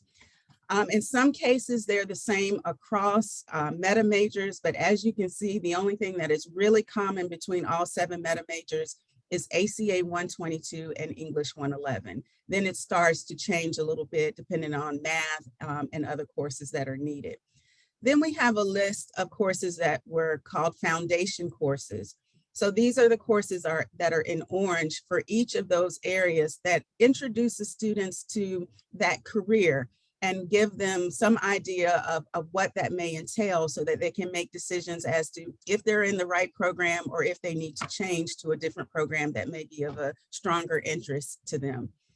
And then the last row of courses are program or exploratory courses. So these, again, are courses within that degree that students can make sure that they're in the right pathway, that their interest is there, that it's a good fit for them, and use those courses for that purpose. Then the last thing I have that Dolores asked for was lessons learned and recommendations. So this was the list I came up with, and I'm going to invite the Durham Tech team, who's also on board today with me, to share anything else that they'd like to add to this. But course mapping all of our programs included the entire college. As I mentioned before, students and all of our employees were put into different groups and asked to map out all of the programs. Faculty leadership was critical, and the leadership of executive at the executive level was crucial in order for this to be a success. Communication is important, communicating clearly, communicating frequently to the larger campus community. We have learned to do town halls where we give our employees information and they can ask questions. We usually do it through a YouTube channel. We have had tremendous amount of participation in our town halls. Student voice is one of the most important voices that needs to be included throughout this entire process. This is a process about and for our students, so they need to have a say in what's happening for them. This is all in. Once you decide to do guided career pathways, you're all in. It was a complete redesign of our college. We are still undergoing some tweaks as we learn from this. We have employees who are working collaboratively within departments and across departments. So lots of communication, people meeting each other who I've seen your name on an email, but I never got to meet you, now working together on teams. Including stakeholders as you move through this process. So not only your stakeholders that are on your campus, but your external stakeholders, your public schools, your industry partners, your city and county government. Celebrate successes. This is hard work. This is work that requires a lot of time. It's not a 1 or 2 year, we're going to do this, we're going to implement it and we'll be over it. It is a commitment for many, many years. So celebrate the successes that you have. I think transparency is important, that you have to let your campus community and your stakeholders know what you're doing, when you run into bumps, and how you are overcoming those speed bumps. And then lastly, I would say ask for feedback. Always ask for people to give their input, all of your stakeholders, including students, to let you know how you're doing along this track. And then at this point, I would like to ask any of the team from Durham Tech. So we have a lot of our executive leadership represented. Our president is on board.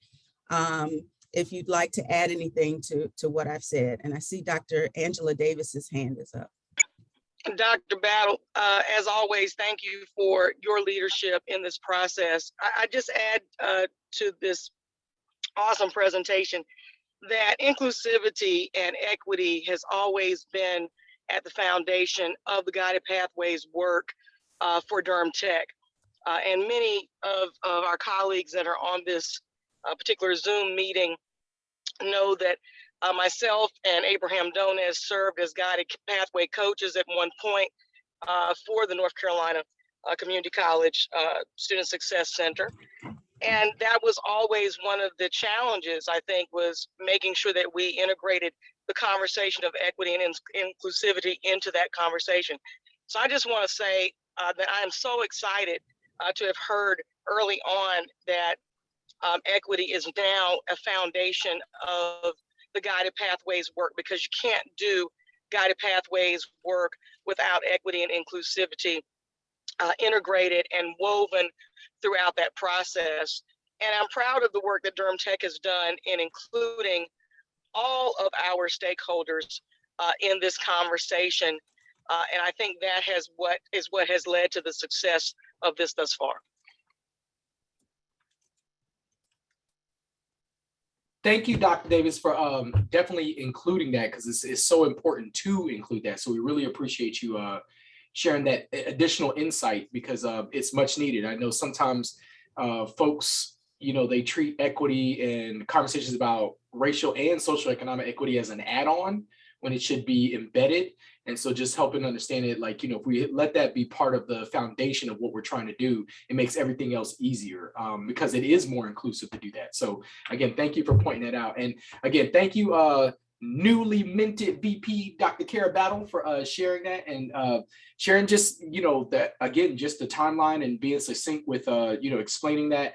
And I saw a lot of John Cotter's Leading Change in there. So, just to say this, I'm messing. So it's in there, but, I don't know if that was by design. So there we go. All right. So for the sake of time, we definitely want to keep the ball rolling, because we definitely want to get you to the break. And so then that way we can do some more of the other stuff, because the other stuff I think is just as vital for us sharing best practices and, with each other and getting into our spaces to do more work to really further this cause. And so from there, we'll go ahead and jump right into Forsyth. And so is Forsyth ready to present? Hi, yes, I am. Okay, let's go for it. Let's see if I can share my screen.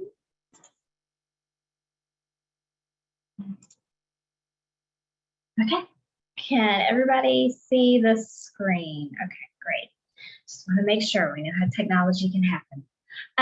Hello, everybody. I am Dr. Stacy Waters Bailey, and I am the Associate Vice President of Academic Strategy and Partnerships at Forsyth Tech. And we have been on our Guided Pathways journey for a while now. And I will have to say, we kind of really hit the ground running and continued to run right through as we went into COVID in 2020. So what I can say about our experiences with Guided Pathways is that we've done a lot of change. We've done a lot of internal reflection, really looked at the data, really analyzed what had been working for our students and what had not been working for our students. And so we have done some large scale changes at Forsyth Tech. One of the ways, and I've heard other colleges speak to that, is we really adopted the one college model. And for us, that meant some major restructuring. So we blended our CE and CEU courses. If it was an instructional program, it came under one umbrella. And anything that has anything to do with an instructional program is under a provost, as well as our student success services that became rolled up under our provost as well. So we literally are kind of one college together, supporting all of our students, and all of our students are we're attempting to give all of our students the exact same supports. So with that being said, this shift was largely due to student outcomes. We're seeing great results. We've actually seen our enrollment increase over the past few semesters, which I know is rare right now in the state. So we feel like we might have found the special secret recipe, if you will. So we're having a lot of success with that. And we are really looking at intentionally adding supports and resources in a manner that will help the student right when they need it, at the point they need it within their academic journey. So some of the things that we have been able to accomplish since the spring of 2020, which is really when we started doing our work.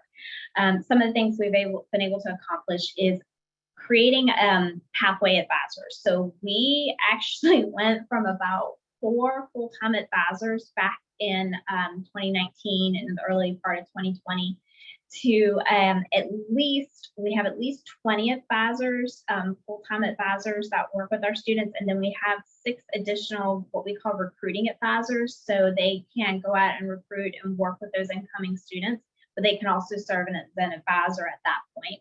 So we really expanded our advising center. We initially had a kind of a shared advising model. We have done away with that. We now have professional advisors that work directly with the students based on their program of study or their academic goal or that they want to end with. We also implemented the EAB Navigate platform. So we use that platform to advise our students to create special maps or pathways that they can see. What we did is we built generic maps for each program of study, and those are loaded onto the students' Navigate platform. So when they log in, they see the generic map. However, after meeting with an advisor, that map is tailored to that student. So if they need to be full-time, if they need to be part-time, if they need, some other special circumstance, if a semester they get off track because they need to step out for a minute, that's okay, because we can quickly fix the map so they can see where they're going next and what they need to do to graduate. So we are using that platform for the maps. We're also using that for communication. Our students are able to communicate with their faculty, with their advisor, trio programs. So if they're part of a trio program, they can communicate with their trio advisor. They can also, we can make referrals through that platform, as well as students making appointments to see their advisor, to see a tutor, whatever it may be. We also switched our scheduling practices. We were a semester to semester scheduling. We have switched to 1 year, so we have year-long scheduling. We also have switched to 8 weeks. We're actually technically at 7.5, but 8 weeks is easier to say because we have a 15-week semester. So if you divide it up, it's about 7.5, but it is we've gone to these small mini semesters, if you will, to help students have these small achievements throughout their journey. We adopted also a process using peer advisors. These are students or student workers who are able to assist students. So if you come in, it's kind of a student-to-student support. So if you come into the Student Success Center and you have a question that maybe you don't need an advisor to help you with, maybe it's a student that can step in and help you, maybe change out of class. Maybe it is a situation where you just have a question about the technology. These are trained student employees who are able to assist their peers. And so that has gone very well. We've created also a care network, and the care network is visible to a student within Navigate. And so each student not only is assigned an advisor that's in their pathway, but they also have a financial aid representative assigned to them. So when they have financial aid questions, they know exactly who to reach out to. So they have that advocate in their corner. We also, if the students in the TRIO program, their TRIO advisor is going to be in their care network, as well as our current faculty members who they are taking classes with. And then coming soon, we are working on a faculty mentor team member that would be part of the students care network as well.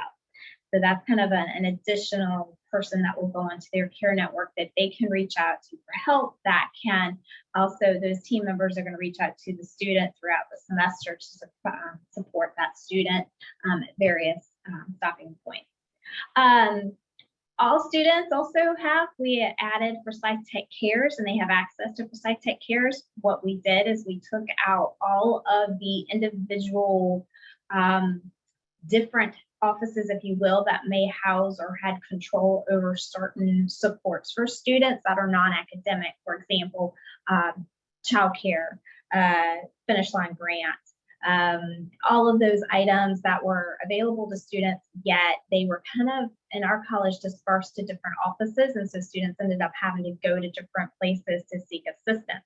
What we did is created one office, Precise Tech Cares office, where we have 3, almost 4. We're in the process of hiring a 4th care navigator. And this care navigator can sit down with a student and talk to them about whatever the non-academic issues, connect them to the internal resources that we have at the college, as well as our external resources. So all of our partnerships around the community that can help these students.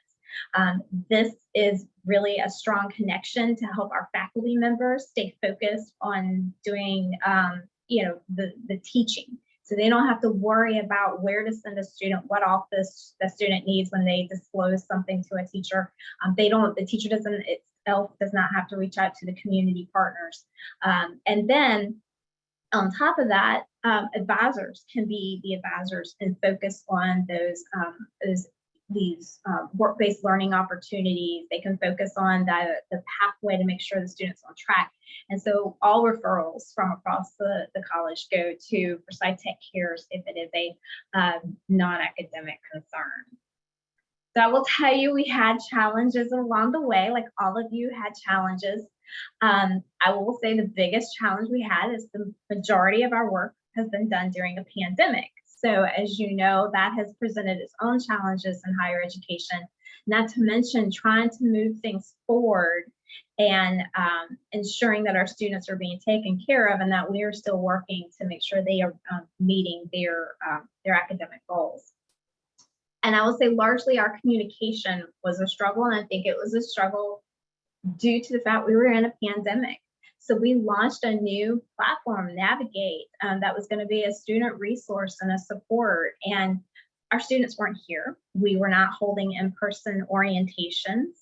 That was a challenge. We were doing virtual orientations, trying to teach a student a new platform when it was very hard to virtually sit down with them and teach them technology.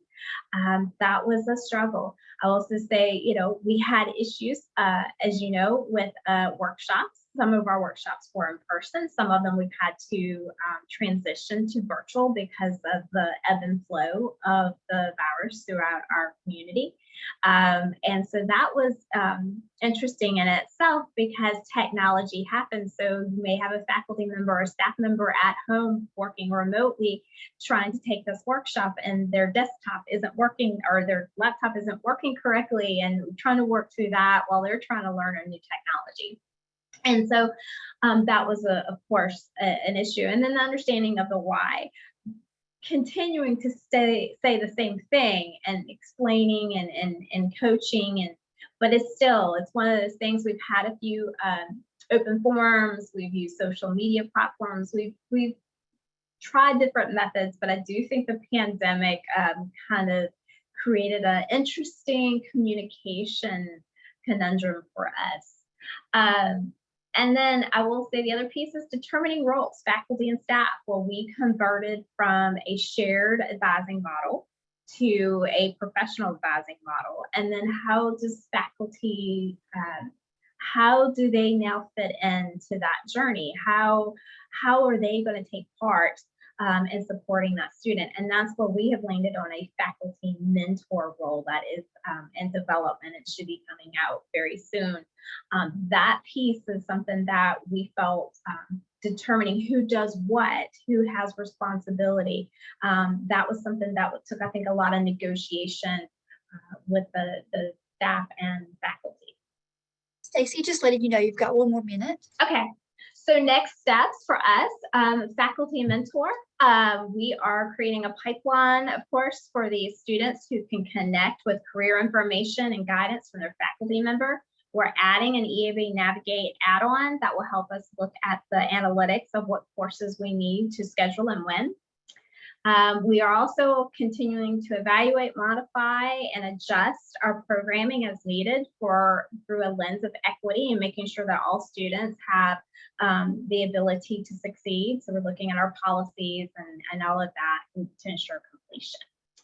So those are the things we're going to be working on next. And if any questions, please reach out to me in the chat, and I would be happy to answer anything or be happy that if you send me an email. Yes.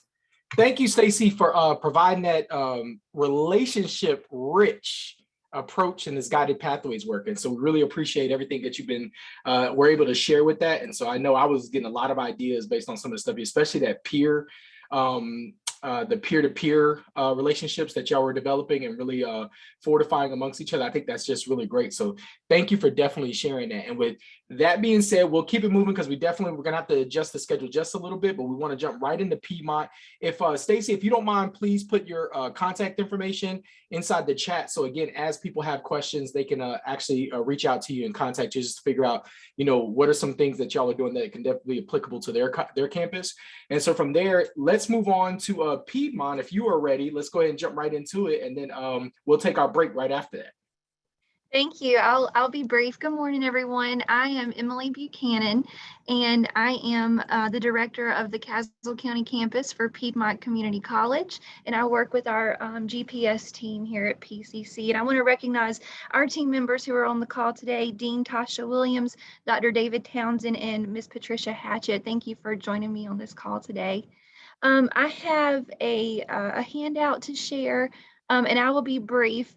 And as I was sitting here listening to all of you, I was reflecting on the comfort that comes with going last, not because I necessarily was nervous about potentially going first, but because I find comfort in so much of what I'm hearing, because it's very familiar with what we're doing here at PCC as well. So I think the thing I want to bring our attention to first is the use of our rubric. Everything that everyone has already said are things that we're doing as well, which brings me, like I said, a lot of comfort. We've brought in a VISO, breaking down our semester into 8 weeks classes, giving students their basic needs when we can, developing food initiatives on campus, technology access, and work-based learning in every area that we possibly can get it in. So all those things are trends that we're engaged in with this work as well. And I think if we take a bird's eye view, a very high level view of our work, the two things that we wanted to mention on our handout were going to a one college model. I think Durham Tech mentioned that as well. And that's really something that's helped us with our GPS work, because it's helped us clarify the paths. It's helped us really be able to think and communicate in a very aligned terms of all instructional areas, whether it's CU or CE, and making sure that we serve students' needs and get them to their endpoint and to their goals, no matter where they came in to us at. And then the other one that I wanted to mention is we're a small college, and so a lot of times it can seem heavy if we keep trying to add something new to the plate without integrating it to something that's going on, or taking something off the plate. So we've really found a lot of success with integrating this into our QEP plan, which we're working on right now. So our QEP plan and our Guided Pathways Initiative are not separate. They are one and the same. And that has been very helpful in terms of communicating these ideas and making it a part of everything we do, and not just something that's separate. It's helped with faculty and staff engagement. And I want to mention, Dr. Short, I had the word buy-in there until I heard you speak this morning, and I came back in and changed it very quickly to engagement. That's a really big takeaway I'm gonna carry in my pocket after this session this morning. It's helped us more quickly align resources, our financial resources, marketing resources, and staffing resources by aligning it to our QEP. And it's helped us make it more measurable and something that we can communicate better. It also gives us the power of alignment to our strategic plan that has really given a lot of teeth to the initiative. That's something that's given us staying power and communication power. And I'll just wrap up with one metaphor I'm going to steal from a speaker I heard yesterday. And to bring it back to the idea of using the rubric, these initiatives that I've mentioned here, according to our rubric when we started, these were not systematic, but since we have put these things in place by aligning it to our quality enhancement plan and by going to a one college model, we've determined that we're now planning to scale. And that's huge. And the metaphor I want to bring is kind of how we are overcoming challenges. And that's by not looking at guided pathways as a machine and something that takes power to do, and that it's going to get to a point where it's humming on all cylinders and working, and then you're done. It's more like a garden. So gardens always have to be tended and planted and watered. And then every so often you go back and measure with the rubric, my flower grew this many inches. So our initiative is growing in these ways, and that's what the rubric helps us do. So we're overcoming obstacles and challenges that we face, like many of you already mentioned, but by looking at it through that lens. And that's all I have. Thank you. Emily, that was amazing. And I love that metaphor that I will be borrowing and using going forward, where it's not a machine, it's a garden. because that takes constant, and it doesn't run by itself, right? So it's just, and as things change, right, because nobody saw COVID coming, and it's how do we adjust this and things, and if it's only a machine, it's only going to do what it's designed to do, but a garden, we can, maybe we need new crops, maybe we need different crops, maybe we need less water, more water, things of that. I love that metaphor. Okay, so appreciate you sharing that. I mean, along with your other information, but that really just resonated with me. Okay, so so thank you for all those everybody sharing their best practices, what's working for them, what's not, definitely just being able and transparent to just show like how we can all work together, borrow from one another, make things better, sometimes. And then that's the thing too, right? Like sometimes things may work one way and then they may not work later on, and that's fine. We're all working in this together. And I think by being a part of these different cohorts and being in convenings like this, where we're re-engaging and really helping each other understand, like, just different things and being innovative, that really helps all of us move forward to definitely, again, serve our students, serve our communities, and serve the state, and then hopefully serve our country, right? So again, really appreciate that. And so with that being said, we're going to take a small break because I know, we've been on this screen a while. So let's take a small break and then we'll come back. I think, Dolores, if you want to make the call on how long that break should be, what do you think? So let's come back together at 10:45. Okay. This will give you a chance to stand up, maybe refill on your coffee and so forth. So 10:45, we'll be ready to start back with the next activity with John Hardy. Reflect on your progress. So yes, all of you, see you in a couple minutes. Hi, Brazen. Hiro, I sent you a text. Yeah, I got it, Heather. Yeah, and that works. I appreciate y'all being flexible to do that. I just wanted to let you know. Thank you. Yeah, no, I saw it. Thank you. I didn't get a chance to respond because yeah, it's a long story. You got your hands full. Yeah, she's beautiful.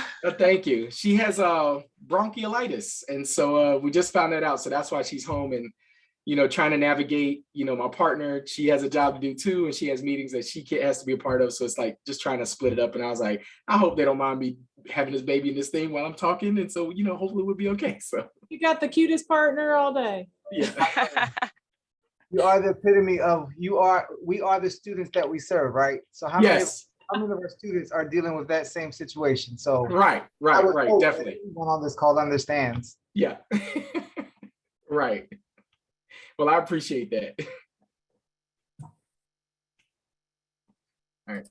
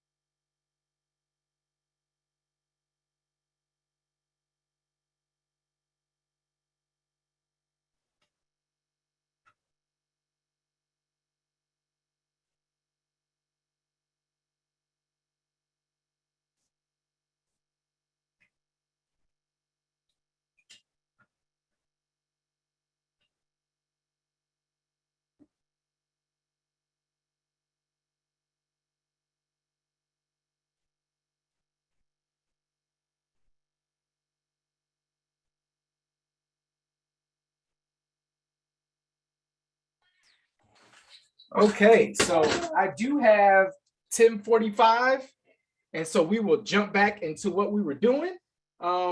Let's see here. So what we are going to do now is we are going to move on to John Hardy to give us some helpful information as we continue to do this work. I think it's just very vital to make sure that we have the right structure in place to really help us get to where we need to do. And so John Hardy is going to do an amazing job of doing that. He is passionate about this work, very dedicated to it. And so he really wants to make sure that we're all in the same place. Okay, so here we go. Right, I hope that's a setup for success and not failure, so we'll see. But Bridget has posted a couple things in the chat, a couple of documents. The first one is, let me go back up here and scroll back up, is for the team action planning and next steps, which will be a document that we'll be working on with Dr. John Paul Black and Dr. Heather Woodson coming up next after me. And then below that, you'll see a PDF for data indicators. The data indicators is a sheet that we're going to be using for a small activity that will help lead your institution through. On this sheet, I didn't know how to put the best. I tried to make sure the link worked in there, but on that PDF, you'll notice at the bottom there's a link to an article. This article came out in fall 2019 from the National Center for Inquiry and some of Rob Johnstone's great work and everything out in California and on the West Coast. And I realized that this was a great way of merging not only the Guided Pathways work, but the past work with completion by design and things moving forward. And what these are indicators that as you're implementing new strategies and new ideas at your institution for Guided Pathways, these are indicators to explore and to look at, to think about, are the new objectives and new initiatives that we are putting in place actually working? Are they helping our students? Are they not helping our students, and so forth? And I found it very interesting because a lot of these were not clarified when looking back at working through our scale of adoption assessment in the past, or they weren't always obvious when attending presentations and so forth. And I saw a lot of unique indicators that were not found in previous documents. And so I wanted to utilize these in some way to help us start this process of bringing back Guided Pathways, to start moving forward with new ideas and to generate new initiatives at each of our institutions. The problem comes about that we are all at different places. We have all gone down different paths, which kind of the idea of Guided Pathways. We choose our own path for creating Guided Pathways at our institution and for our students. We've had cohort A, cohort B, and non-cohort institutions here. And so I was thinking of different ways of doing it. And one of the best ways I've always found to analyze past and present things is using a SWOT analysis. And a SWOT analysis is pretty sure everybody has done one at some point, either at an institutional level or at a department level or just on your own. And so I wanted to put together something to where we can try to start generating ideas before we jump into this next step of coming up with an action plan and plan out what are our next steps at our institution, what progress do we need to make, but to reflect on what we have been doing to see if we actually are helping our students and have made a difference with them. So these indicators I've broken up into the 4 completion by design pillars. There's now the pillars have actually been reworked a little bit. You'll notice on there that progress and completion are now stage 3, and they've actually added in a 4th one now of advancement. So they've actually kind of repurposed it a little bit in the wording. Pretty much the same idea though in the past. And each of these are not specifically directly related to the Guided Pathways pillars. There are similar, there is some crossover, but at the same time, some of these indicators that are in there might not fit in, say, stage 1 for completion by design versus stage 1 for the Guided Pathways. So it's a different way of actually kind of categorizing some of these different data points. What we're going to be doing is we're going to go into our breakout rooms here in a little bit, a couple minutes. Gracie has spent hours, I'm sure, putting together the breakout rooms for each of our institutions. I'm very thankful she helped me with that. And so we'll be going into our breakout rooms by institution and working on a SWOT analysis to try to think through some of these data indicators. Now, you're probably sitting there thinking, no, oh my gosh, we're going to be doing a 3-hour activity coming up with the SWOT analysis. And that's not necessarily true. I've kind of deconstructed the more generalized SWOT analysis into something that will help us actually work through and think through these data points. I'm making a copy of my link, 1 second, and putting that in the chat.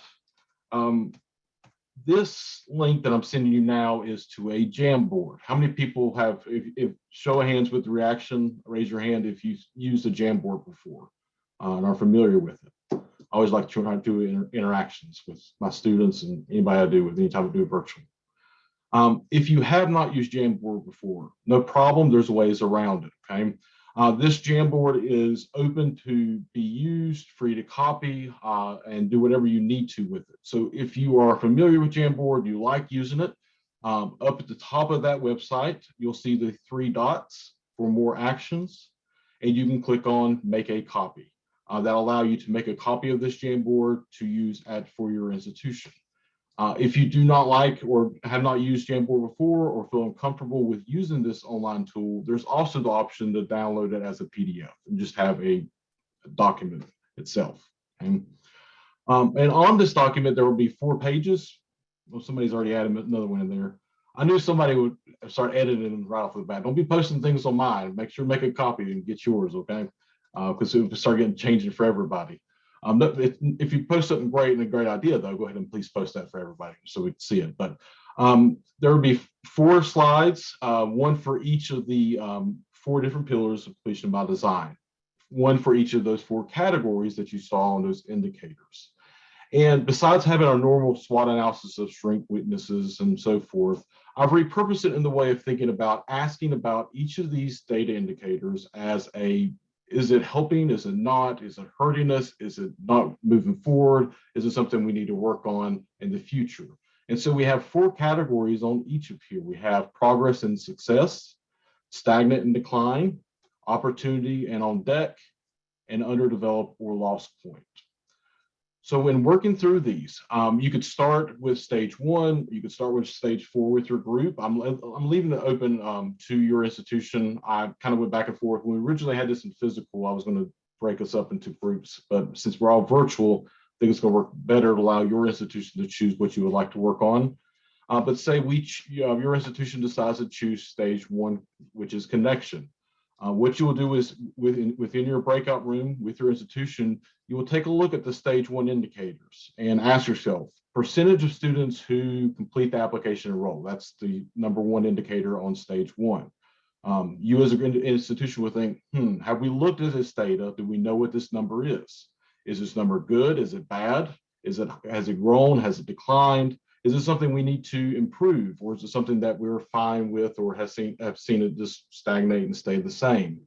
And every time we look at these indicators, notice that they're written as a very objective statement and not a question, not a perceived idea.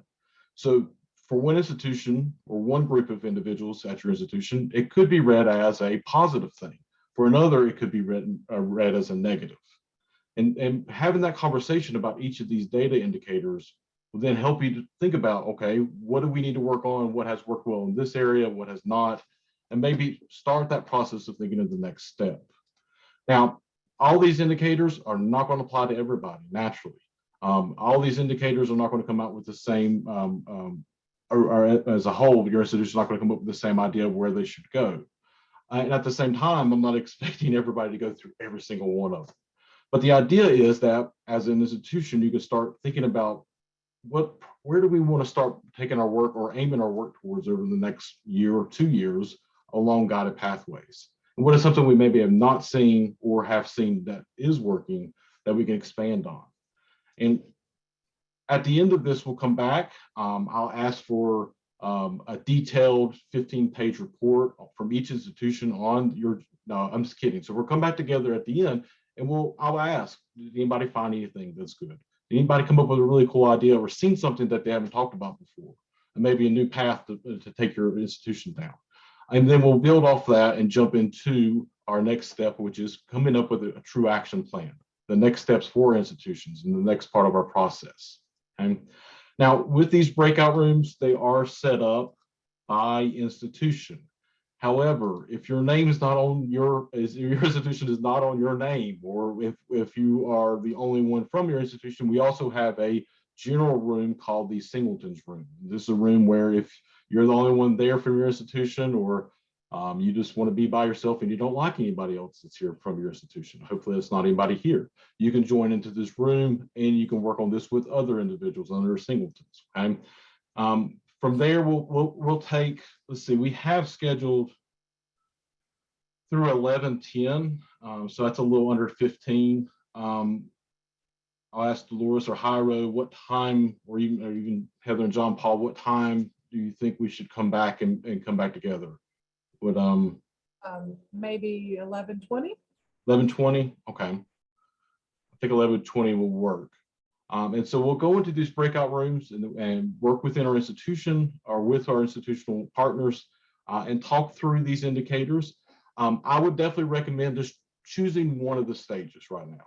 I would not try to go through and try to do all of them right now. It's not something that you want to rush through or really just put something in there in place temporary. It's something you want to have that conversation and ask. One thing that you will run into is you will run into the issue of not having that data or not knowing where to get it. And that's fine. That's going to happen. Still think about the idea of what that data might be telling us and what we can gain from it in placing each of these indicators. When we come back, we'll kind of come back together. I'll open it up to the floor to anybody that had any great and inspiring knowledge come about, and then we'll go from there. Gracie, are they going to, or anybody, are they going to jump into their own, or are we going to put them in there?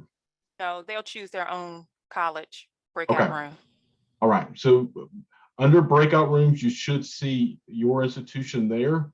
And as you join, please make sure to note as well, if you do have a question, please either jump back out and ask, or we'll try to jump in and see how progress is going as this is taking place. So if you see somebody that's not from your institution jump in, note that they're coming in to help, not just to spy on you or bother you, okay? So make sure to ask them a question, get help from them, okay? And let's go ahead and jump into each of our assigned rooms and start this activity.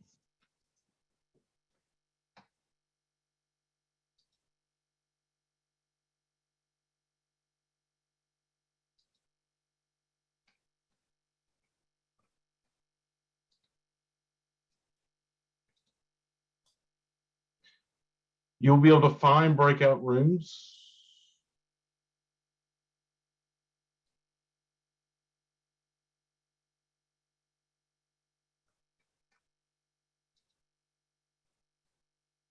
Are we sure they're all open? So they're on the screen, and so below the names, if you were to scroll down, you should see an icon where it says join. I had to first click the three dots at the bottom of the screen that says more. Yes, and it'll bring up the breakout rooms. Breakout rooms, and then you have to scroll down. It's probably different. Some people are probably in the browser versus in the app versus a Mac versus a PC. Yeah.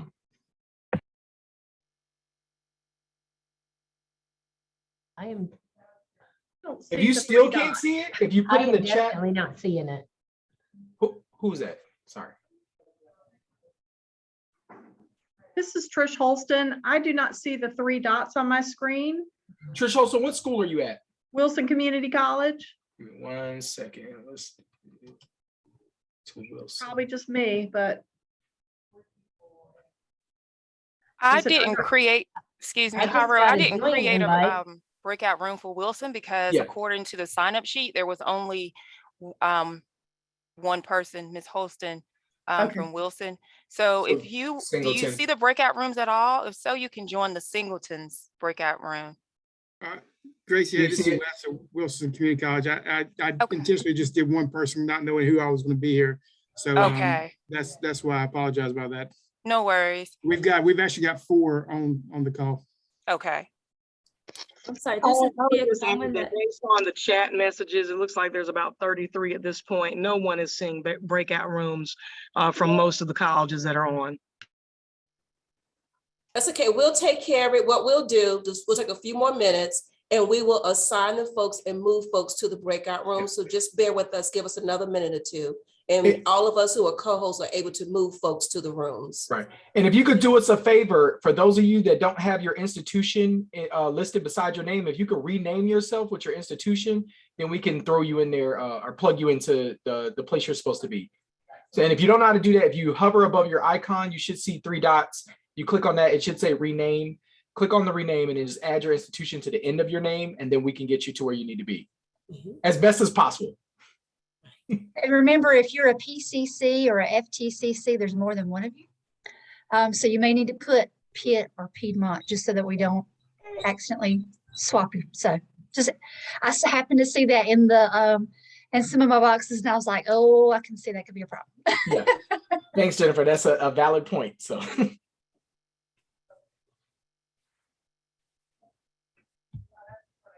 Iro and Heather, if I am supposed to navigate to some of the rooms to support or answer questions, I don't have that functionality either. Are you listed as a co-host? Let me see. Yes, he is. Okay. It's not. I only have one breakout room invitation that's sending me to Durham Tech. Oh, did you get disconnected at one point? Because I had made you co-host, or did you not accept I didn't see an invitation to be a okay, I'm sending it to you again. Okay, thank you. You're welcome. Hi, this is Tia Coleman at Mitchell Community College. I still can't access my breakout room. Yeah, I'm slowly going through. I think we're all just kind of going slowly through and manually moving everybody over. All right, thank you. Appreciate it. My eyes are starting to cross right now trying to do it, so bear with us.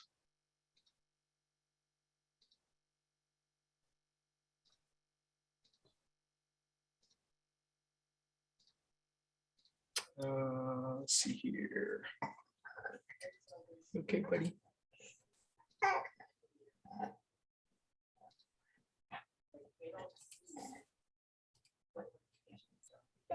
Yeah, I got Wilson, I got Lenore. Lenore has her own. Yes. Huh? I know.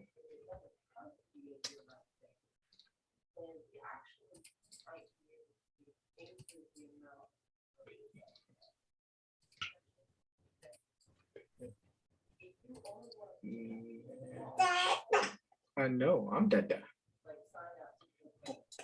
Yep, I'm Dada. You brazen. Yep, I'm Dada. You brazen.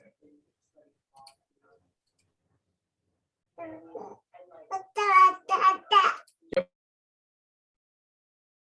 Now, Hira, we were appreciating the entertainment. You need to unmute again.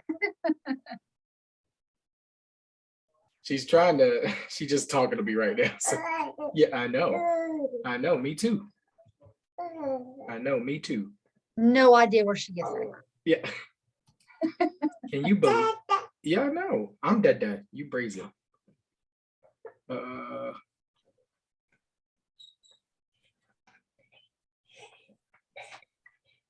don't see. Okay, some of these I don't see, but I know we got people here. Let's see here. Some of these folks we might just have to put in the singleton. Yeah, because Nash only had one. Yeah, but I think Nash is sitting in the same room together, right? So if they're sitting in the same room together, I don't know necessarily think they need a room. Yeah. I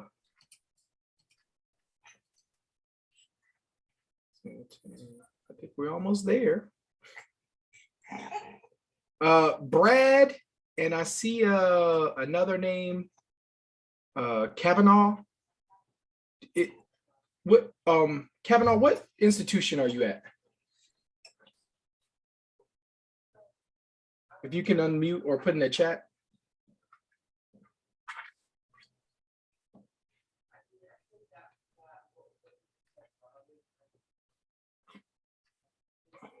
Okay, I don't know if Kavanaugh's still there. I think everybody else, well, except for Nash, I think everybody else. And I'm gonna tell you, Gracie, just from experience, from the other times I've done this, it's just like I've created rooms for like all the colleges, and then there's like nobody in there, right? And so then it's like you try to be more, so it's not as convoluted, and you know, you try to make sure you just have the rooms that you're needed, and then you know, it's you can't win, right? So I think it's just, you know, so I say all that to say that you did a great job. It's just, you know, it's just one of those things where sometimes people sign up, they don't show up, people that didn't sign up show up, and then it's just, you know, that dance that we have to do. So absolutely. Yeah.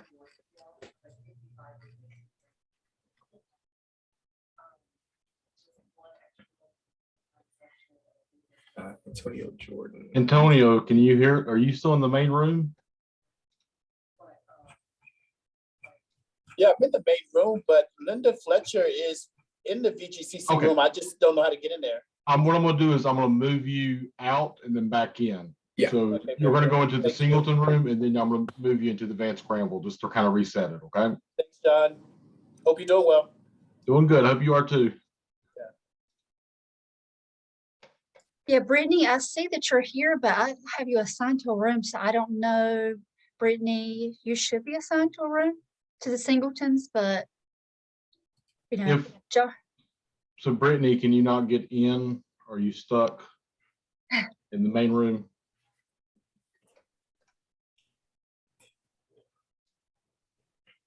I don't know where's Brittany.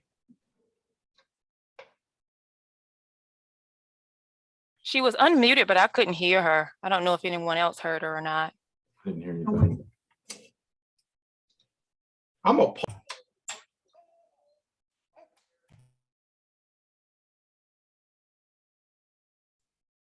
I sent a message, so hopefully everybody will be returning soon. Some robust conversation, so that was good. That's good to hear, Dr. Black. I imagine just have an opportunity to come together with their team members to talk about where they are, and maybe, you know, scramble to think about the data, like accessing the data, not quickly then, but just in general, thinking about where they are with guided pathways and having their own time to reflect as a team. I think you're exactly right about that. And also the members at the table, if you have really a diverse representation of your college, I think that, you know, that makes for a great conversation. Depending on roles. Yeah. That's good to hear. Thank you for sharing.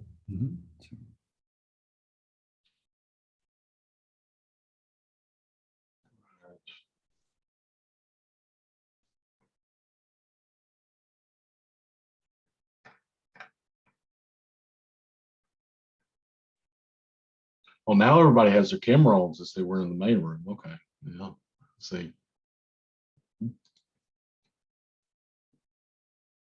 Heather, you're muted.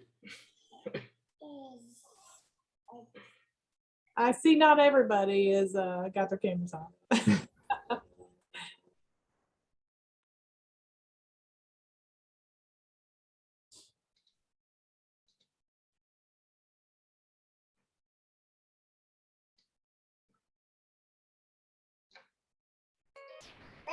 Okay, it looks like it should be closed. So everybody should be back now. And so John, if you want to take it away.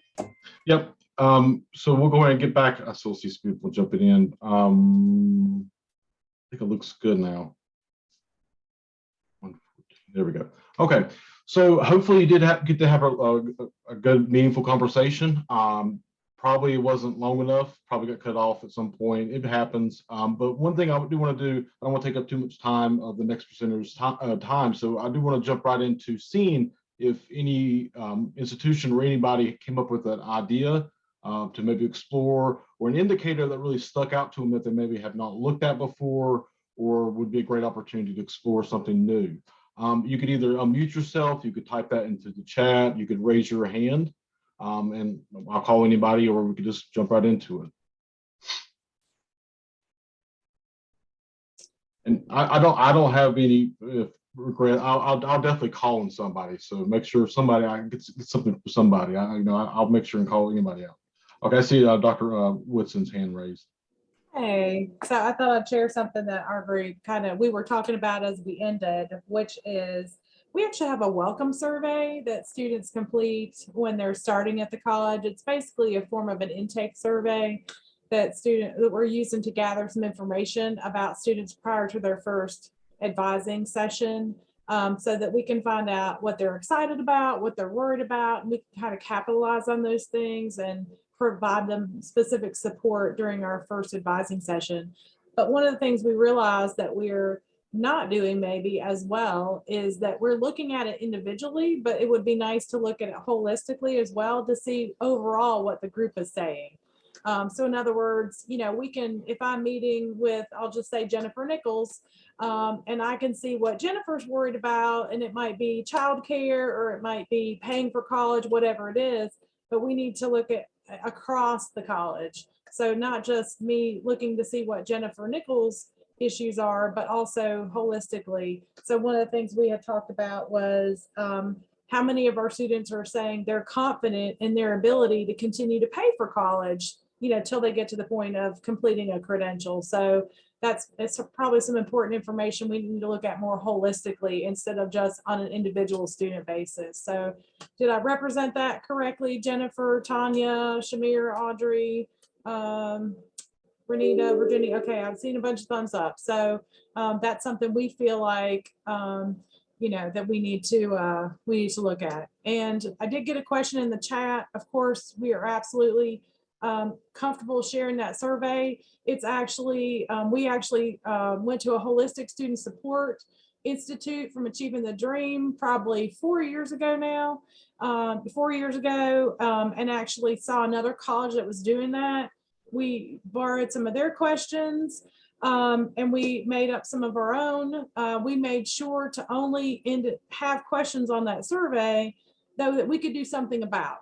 In other words, if we don't have a service that addresses that issue, we don't need to ask the question. So we really spent a lot of time evaluating what questions we should ask because of what supports we had in place to address it if they had an issue in that area. So I will put my email in the chat, and I'm absolutely fine. I know our team is fine. We've shared it multiple times before. We'll be happy to share. So I'll put my email in the chat. So just email me and I'll send you a copy of the survey.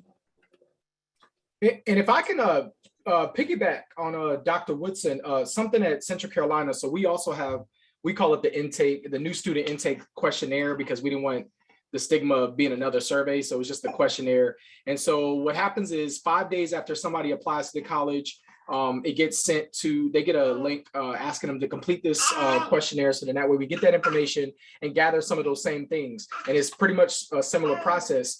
What we're trying to do right now is two different things. One is trying to roll that out to our continuing education and our CCR students. So then that way we're trying to merge all of that information together so we can get that from them as well, so we can be more proactive in the services we offer. But then I don't know how many of you are familiar, recently the Department of Ed said that we can start using some information from the financial aid application to try to offer some basic needs services. And so a team of us met and we started discussing that. And then yesterday, me, Scott Byington, and Stormy in our IR department started trying to figure out what in the financial aid application directly aligns with what we're asking in an intake. And if that information overlaps, if they happen to not fill out that intake questionnaire, but they filled out the FAFSA, still getting them those services they would if they would have filled out the questionnaire, and vice versa. So we're trying to make sure that, we get a bigger net to try to cast to catch all those students that, maybe they're filling out one and not the other, and we could try to get all of them. So it's just something that we're trying to do. So hopefully if you're not doing that, maybe that gives you an idea to start trying to do some things like that. And we'd be happy to share our stuff as well, because again, we borrow from other folks as well, Lenore Community College and a host of other colleges that we got our information from. So please reach out if you have any questions about that. We'll be glad to help you out in any way we can.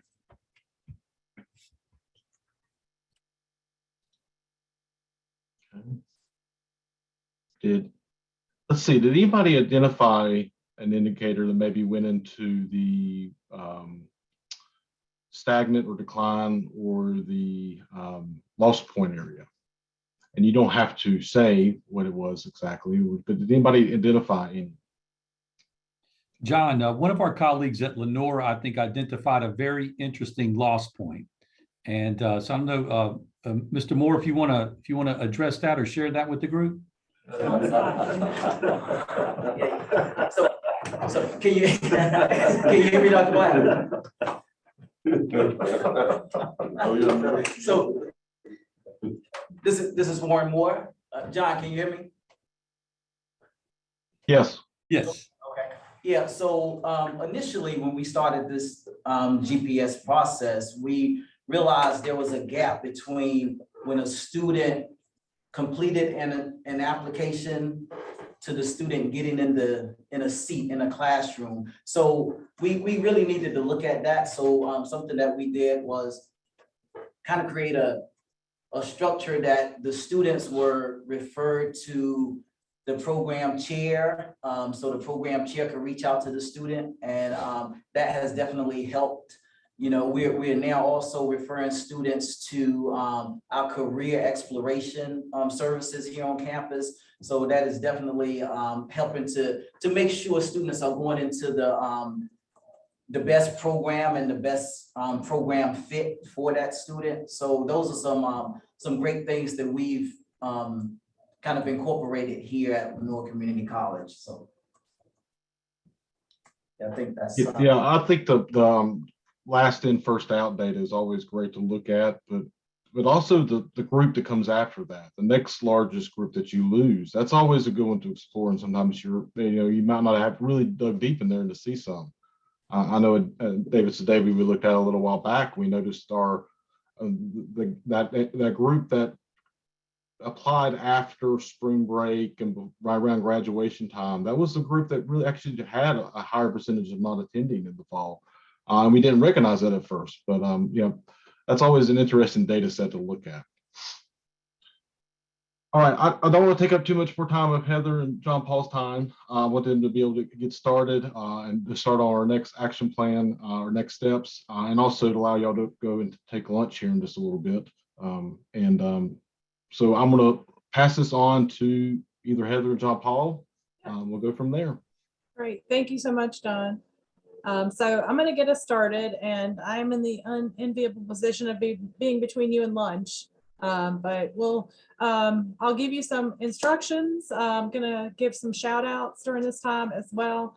And then we're going to put you guys back in the breakout rooms, which will also include time for lunch. So thank you to Bridget for sharing the team action planning and next steps document. It is in the chat now for you. So there's a couple different versions there for you to look at, and that's what you're going to be using during your next activity. So I want to give a couple of shout outs first of all, to our colleges who shared earlier today and our earlier speakers.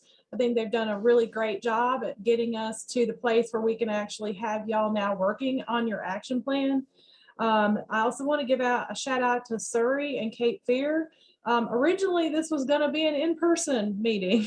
And thanks to COVID, we ended up having to pivot to go online. But thank you so much to Surrey and Cape Fear for y'all's willingness to host us. And we hope that maybe we can call on you later in the future to be able to have some in-person convenings at a later point once things are a little more manageable with regards to COVID. And also want to give a shout out to our coaches. We have several Guided Pathways coaches today that are on the Zoom, and they're actually going to be coming in and out, working with your colleges, asking some questions, seeing if you guys have some highlights you want to share. So John Paul Black, Jennifer Nichols, Tanya Broom, John Hardy, Kara Battle, Abe Donis, Hiram McMeekin, and myself. If you see us pop into your room, that's what we're doing. We're just helping you through your activities. So we know that each of you guys have success stories. We want to hear about those. We want to hear what you're going to be doing moving forward. So I think this has been alluded to multiple times today. There's been lots of changes since the system started with the Guided Pathways initiative back in 2018. You could have had changes in leadership at your institution. Maybe your strategic plan has changed. You have QEPs, other major projects that are going on. COVID has been a major change. for everybody. And then there's things that come along that kind of change how you're doing things. For us, one of the things that came up about recently was RSI, the regular substantive interaction. We're like, wow, okay, we really need to kind of rethink how we're tracking what we're doing in some of our online classes. So there's been a lot of changes in the last several years. So because of that, there has to have been an evolution to the guided pathways model. Dr. Short kind of mentioned that earlier about how it's changed. Ms. Ali mentioned that as well, how things have changed. So we want to allow you guys some time to see where you are as a college and what changes you want to make. So if everyone will open up that action planning document, I'm going to walk you through that document so that you know how you are going to be working in your groups today. So on the first page of the document, it basically just has some information, your college name, your team members, the date would obviously be today. My suspicion is that you are not going to get done today. So if you meet at other times, like as an example, during our last little group activity, I mentioned to our team, we're meeting again on March the 4th. We're going to have an all morning meeting to finish our action plan and do some other things. So my suggestion would be for you guys to talk about while you are in your meeting time, when is your follow-up meeting going to be? Because we're going to mention this a little later, but we are looking for the action plans to come back to the Student Success Center. So John Paul Black is going to talk about that in a little bit. All right, so your first page, other than that, you've got your expanded pillars that are there for you. And then the exemplar strategies are on page 2 of the document. So in case you need something to refer back to, you can refer back to the information on pages 1 and 2. Where your work comes in starts on page 3.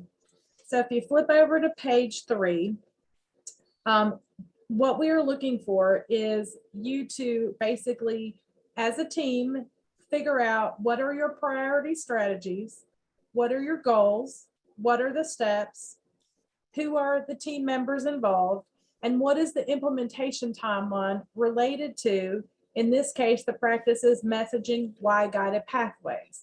So for example, earlier Dr. Short talked about what is your why? Why are you doing this? What is your rationale? How are you telling your story? So do you have specific priorities, goals, steps, and implementation timeline related to identifying your why, explaining what your rationale is, engaging your stakeholders? So hopefully that makes sense to everybody. When you flip over onto page 4 through 8, you can see each of these pages relates to a separate practice. So on page 4, the practice is clarifying the path to the student end goals. Again, you're going to be identifying these same pieces. So what is your priority? What is your goal? Who are your team members or who's in charge of this, making sure this gets done? What are the steps? And what is the implementation timeline? We have found through the past work with the guided pathways is that when you have a plan that you can follow, you have more of a tendency to get things done. You've got your goals out there. You know what you want to achieve. You know when you want to achieve it. And it's not like things cannot change. Sometimes, as an example, if we had something we were going to be doing in the spring of 2020, we probably had to change it, right? COVID kind of changed how we were doing things. So yeah, sometimes things happen. People resign, people take new jobs. COVID happens. We have a hurricane. I know some of our colleges on the East Coast, they've had some hurricanes come through. So sometimes things need to change, but at least if you have a shell of a plan on how you're going to continue to move forward on your guided pathways goals, then you are more likely to achieve it. So certainly during this time, we also want you to reflect on the successes you've had and figure out how are you going to use those successes as a building block towards your next goals that you have. So I know that COVID again has kind of put a wrinkle on how we were working as colleges. We were kind of in survival mode there for a long time, and how figuring out how we're going to adjust to the new normal. Now that we're kind of coming out on the 2-year mark of COVID, we need to figure out how we're going to kind of continue to move forward on our guided pathways goals. So John Paul, do you have anything you want to add to that before we send folks into their breakout rooms? And I will mention lunch here in a second as well. Okay. Yeah, just to say that, we're at different phases in the process at schools. And so really the action plan is for your institution, for your team, to really just assess where you are in that process. If you're a school that's been part of, cohort A or part of cohort B, maybe there are areas that you worked on previously that you may wish to revisit or have a reassessment. And so it really should be taken more as an institutional experience. It's not, there's no, right answer that we're seeking. It's really to learn from the institutions about where they are in the process. Great, thank you so much.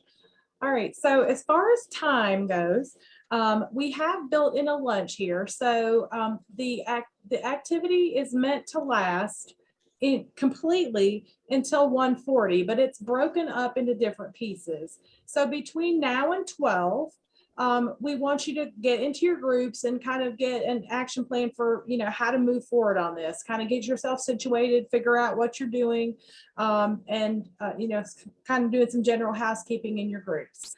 From 12 to 12:30, we wanted to give you guys time to take a lunch break.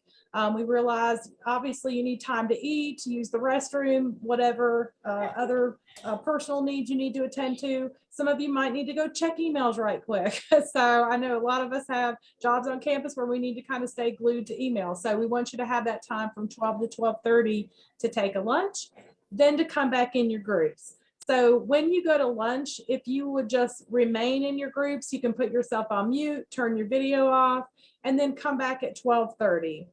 Work in your groups again. You're going to work as a group until 1:10. Then we're going to bring you back, and John Paul is going to lead you through some sharing out. So we want, just like John Hardy did at the end of his activity, we want folks to come back and share out. One thing I hope you noticed is, I mentioned something about our welcome survey. Jairo mentioned something about their similar survey. By sharing out, hopefully y'all get something that other colleges are doing that you see, hey, that's a great idea. Maybe we should try that. So we want you to share what you're doing, what your plans are, because we hope that it'll benefit the group. Guided Pathways has always intended to be a community of practice. We want to know, of course, what's going on in our own colleges. What are other colleges doing that, hey, let's, how can we take that, maybe modify it and use it at our college to make improvements for student success as well. So we want this to operate like a community of practice. Okay. Dr. Woodson, if I could add one thing. Yes. If you didn't have a room before we open these rooms up, we have the opportunity to create them before we open, because once we open them, we can't create any new rooms. I added one for Wilson, Central Carolina, Nash, and Wake Tech. Are there any other rooms that we need immediately that folks felt like they needed for their team? And if you could say it really quick, we could try to create it really quick and then open them up for everybody.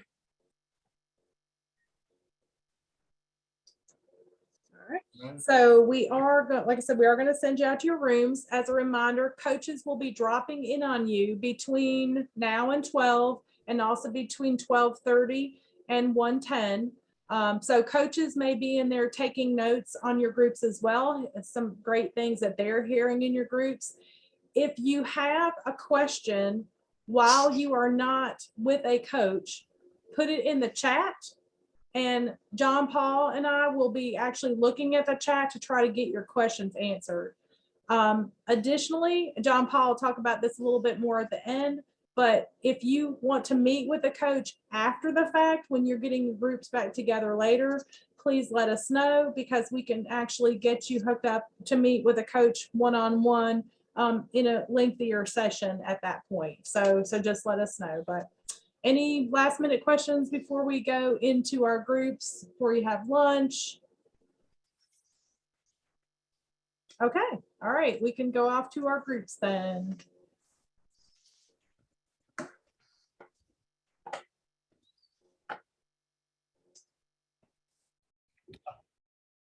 I really appreciated the fact that there were a lot of individuals who shared that, hey, you know, our group has not really been active over the past several months and even, you know, maybe more than a year. But it was refreshing to see how they discussed, you know, well, this is how we're going to re-engage. This is how, you know, we're going to approach getting back together and aligning some of the interest that they have. And I recall the discussion that we had early on with the cohort A group. And we talked about building guided pathways or developing guided pathways. And we sort of use semester by semester plans as you know, as a way to express that. But in our discussions, what we learned is that while that path may be linear, from our perspective, is that it's step 1, step 2, step 3. For most of the students that we serve, their path is more dimensional.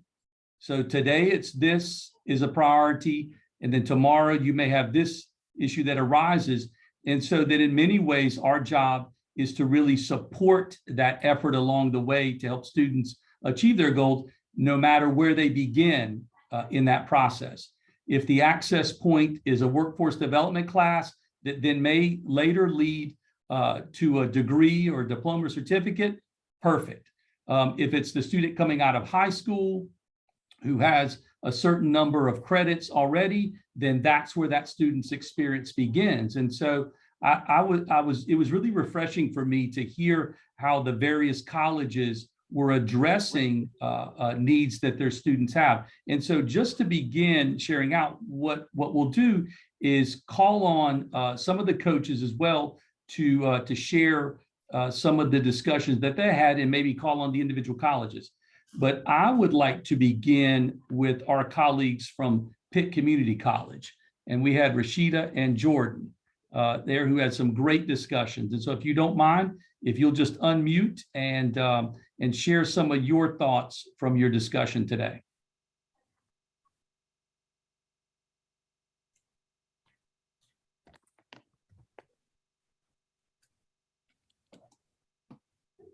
Yeah, so the discussion that Rashida and I had is basically, as Dr. Black talked about, is that this conversation at Pitt really needs to be re-engaged. And so we first started out our conversation talking about who do we need to involve in this work. And so we were just brainstorming the different stakeholders that we have here at Pitt, as well as how can we connect with our pipeline of students who are coming in through the high schools.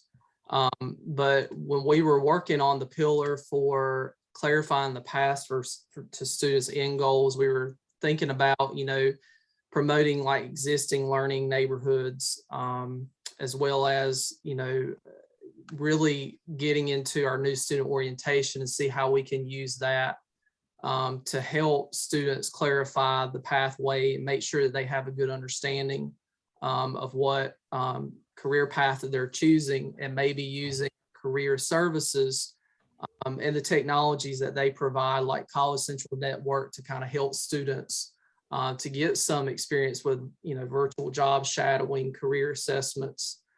So that way we can prevent, you know, students who are taking classes in a program and then they eventually find out that, you know, this is not what they want to do. If we have something to kind of prevent that early on, then, you know, we were talking about that would probably be a good strategy to have.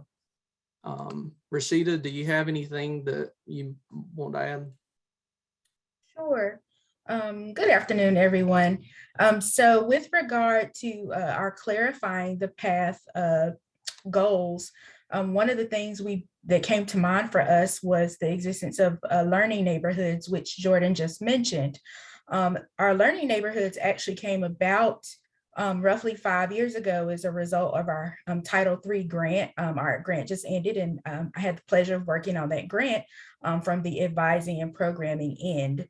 And so in that, we had a number of techniques and things that we were testing out to see how we could support our students. But one of the more popular areas that took a little bit of time to get buy-in was our learning neighborhoods, which very loosely model the idea of a guided pathway. And so in that particular, in those particular programs, we had them throughout every division. And so you would have a cohort of students that basically took a group of classes together. And so we were able to look at, collect the data from that to see how those students progress together.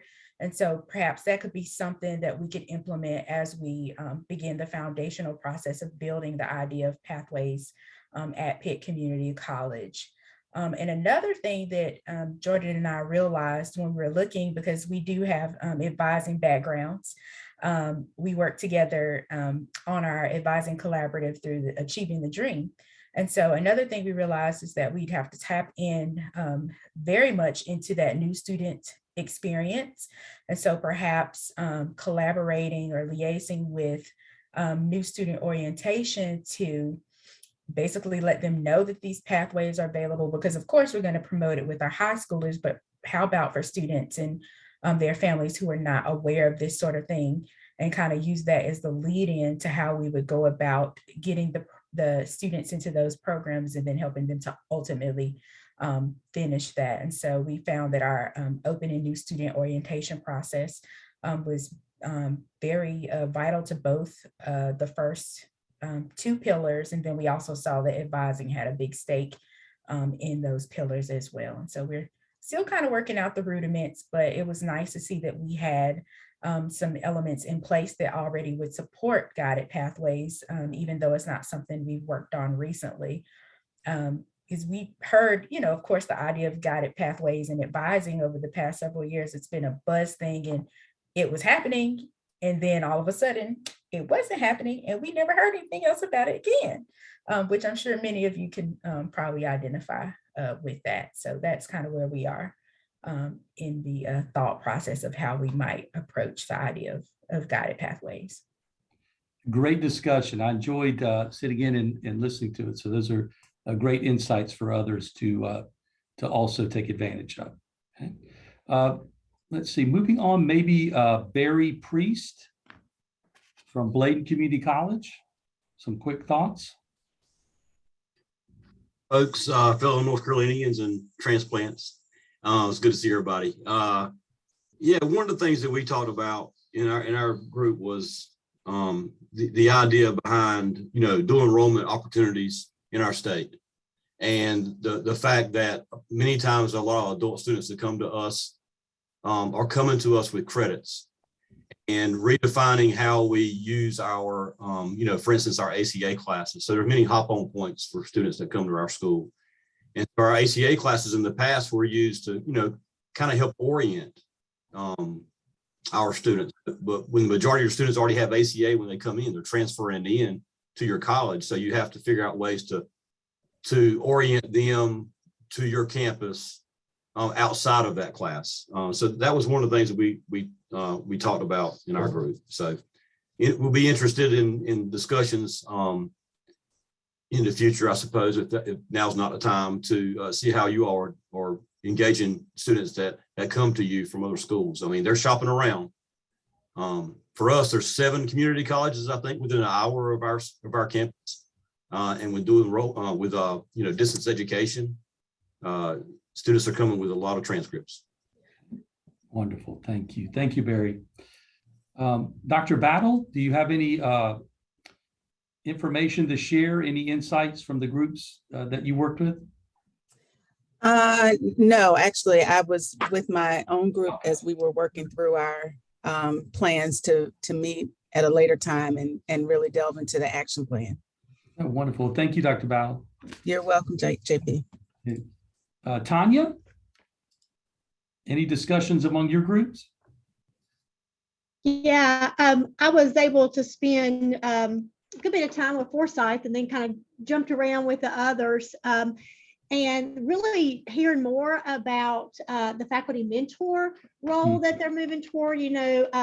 Dr. Stacey Water-Bailey mentioned that when she did a share earlier, but a lot of us have been talking about that disconnection between selecting a major and actually what jobs or careers you're going to have in that. And so that's one of the goals of that, of the faculty mentor, is they're envisioning connecting each student in a program to a faculty member in that program to encourage conversations about their career paths, other educational opportunities in that area, connections to employers. The faculty would be that mentor to kind of close that gap between, yeah, I'm taking the coursework, but what can I really do with this? Sometimes they don't always know what's going on with that, their field of study and that gap from college to employment. So I felt like that was really interesting, and listening to them talk about their new adventure. I think it's still a work in progress. Haven't been doing it too long, but the year-long scheduling it's exciting, but scares me to death at the same time of the thoughts of doing it here. So really had some good conversations there with several of the other schools. We're looking at some questions. One of the schools had a question about the different ways that we're doing orientation. How many people have a mandatory orientation? Is it a barrier to students getting registered for that mandatory orientation? Is it program specific or is it very general? So I'm going to be, polling some of the other coaches to try to find out some of the answers to those questions for them. Thank you. Thank you. Jennifer, did you have any discussions with colleges? Oh my goodness, yes. Great discussions, honestly. It definitely, a couple themes. I'm not going to call anybody out unless somebody wants me to. I'm happy to put them on the spot, but most people don't want me to put on the spot, so I'm not going to do that. There was a lot of discussion. It seemed like a theme was advising and how we're doing advising and what advising looks like. There's been some success at several of the schools with pockets of like a specialized advising program for like nursing students, for example. That was discussed with one of the groups, and then seeing how can we take this success from this one program and scale it up to others, knowing that it might be kind of labor intensive and we don't have the resources or something like that. Like the scalability factor was discussed, which I thought was really interesting. Career was really huge. And discussed about with almost every group that I was with today, and just trying to make sure students are getting in the right programs as early as possible. And even if not doing the meta major concept, how can you still kind of think about from an advising perspective, what are those common first classes? Like we talked with one school about moving all ACA to the same ACA instead of having multiple ACAs, because course subs are becoming a barrier for students who take the wrong ACA. I can say that's something that we've done at Gaston College. So we actually had a pretty good little conversation about that in the one group that I was with. But it's definitely a lot of work that's being focused around with the schools that I got to talk to today, around advising as a redesign or embedding career more earlier with advising, so that students are getting that connection to the right program sooner and being aware of pathways. One of the other schools I talked to is taking a career program into the high schools in an effort to try to make them aware as early as possible about how they can progress towards a career through the college, and the choices and options that they have that way. So I thought that a lot of really exciting things are happening, and I'm excited to work with the schools that I get to work with. Honestly. Absolutely. Yeah, it's so interesting, Jennifer. You talk about the career exploration and you look at the expanded framework that we're using now, and how timely really to focus more so on the student's choice of a major, choice of a career before they get a year into their programs and then have to make some decisions. So I found that as well to be a common theme. Okay, thank you. Dr. Woodson? Yeah, so I heard some very similar discussion. There was a ton of conversation about careers, a ton of conversation, which I was happy to hear. But just a couple of new things that that haven't been mentioned yet was a lot of colleges felt like they really needed to push the restart button. They've had changes in leadership. They've had obviously changes in focus. COVID has really made us, refocus kind of what we were doing. So a couple of the colleges really felt like they needed a restart and trying to get back to that, re-engaging their stakeholders and figuring out what the best plan was moving forward. So I just think there was a lot of energy out there in the groups that I spoke with. So I was happy to see that they're happy to be back and doing this work, really committed to this work again. There was also some questions around assessment. What are the best mechanisms that we need to use to really assess where we are, get those voices and figure out how to move forward. So I had a lot of good conversation with the groups I visited with. Okay, very nice. Thank you. Thank you. Jairo, did you have any comments or anything you'd like to share? For the rooms that I was able to visit, I just want to definitely just reiterate that. So I identify as an extreme extrovert. What that means is that I know few strangers and I grab a lot of energy from others. And it happens a lot more so in person, but definitely, I try to get what I can out of these calls on video. That is my confession and testimonial. With that being said, it was refreshing with some of the rooms that I went into to just hear the concern and the passion, the energy for wanting to do more and just really wanting having that dedication and you could just hear people, their hearts and their voice come out. And it wasn't just talk. It was more like, hey, we really want to do better. And how can we make things better? And so that was just really refreshing for me and energizing for me to hear. And so I just really appreciate those folks that didn't mind me coming into their room and their space. I know I just popped in there and then, we're listening and before people could just, before I could even just start introducing myself or anything like that. But again, I just really want to think please keep that energy up. We don't want to make this a one-time thing where, you came here, you're able to talk about it and then it starts to fade away. We need to keep, keep the focus on this, keep working at it. We're going to fall a bunch of times. That's part of the process. I think if, any failures are not fatalistic, just hopefully everybody can, pledge to that. And I think if we continue to do that, and then again, sharing across groups, will work. What may work for you may not work for me, but if we can just continue to do that, I think it's a great thing. So again, I'm glad to hear and see all of you that are dedicated to this space and wanting to do more of this. And so it just made me really happy. I just wanted to share that. Thank you. Thank you. Renee Martinez from Nash Community College, I think had some good insights to share. Hi, everyone. Can you go? Hold on.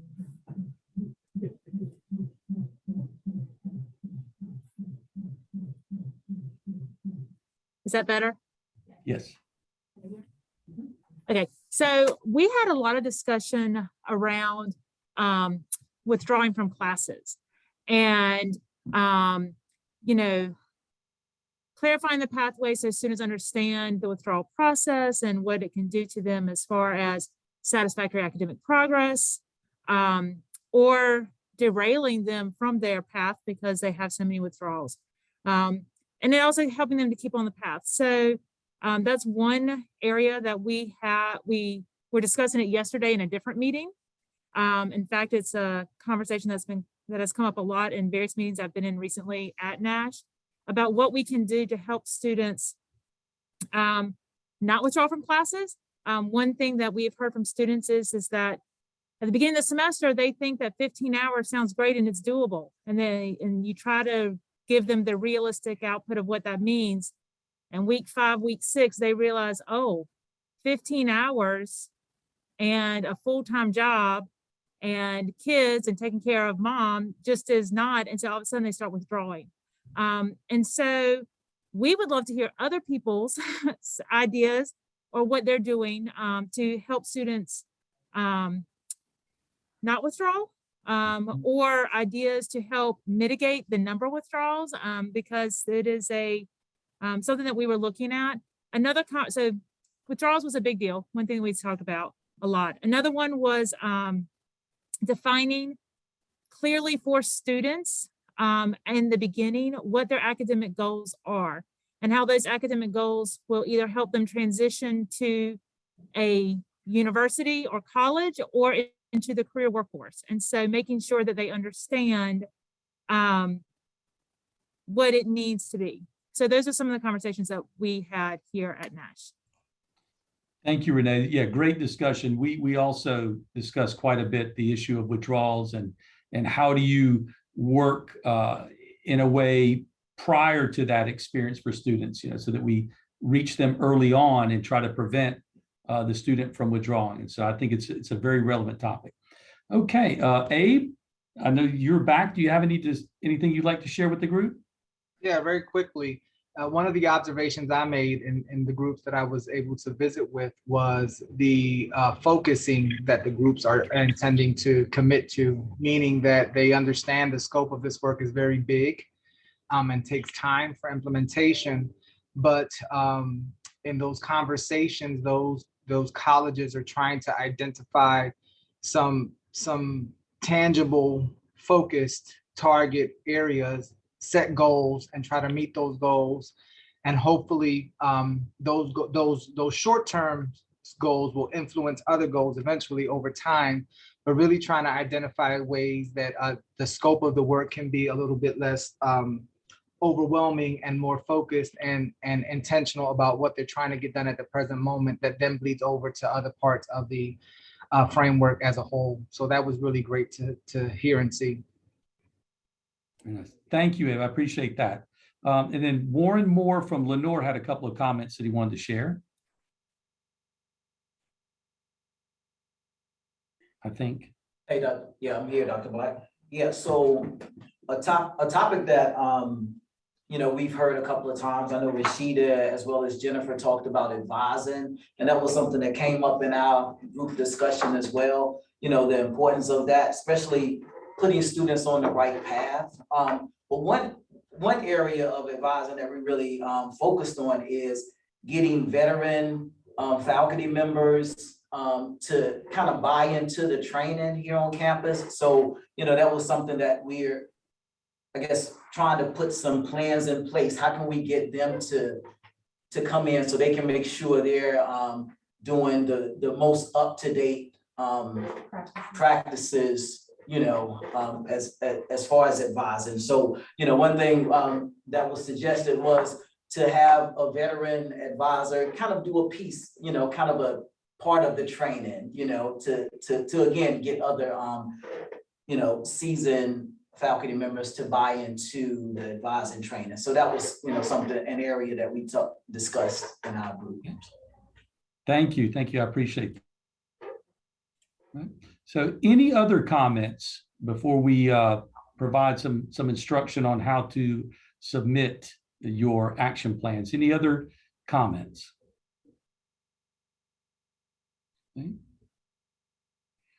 Okay, so we'll close out this section. And so at the top of your action plan, you will see information that guides you to email the action plan to Gracie Davis. And so the email address is on the top of the action plan, and the suggested date is April 10th. And so that gives you a little bit of time to get back with your groups, really try to assess your priorities and assess where you are. And then if you can just scan that and send it to that address, then that will be great. Any questions about the action plan? Okay.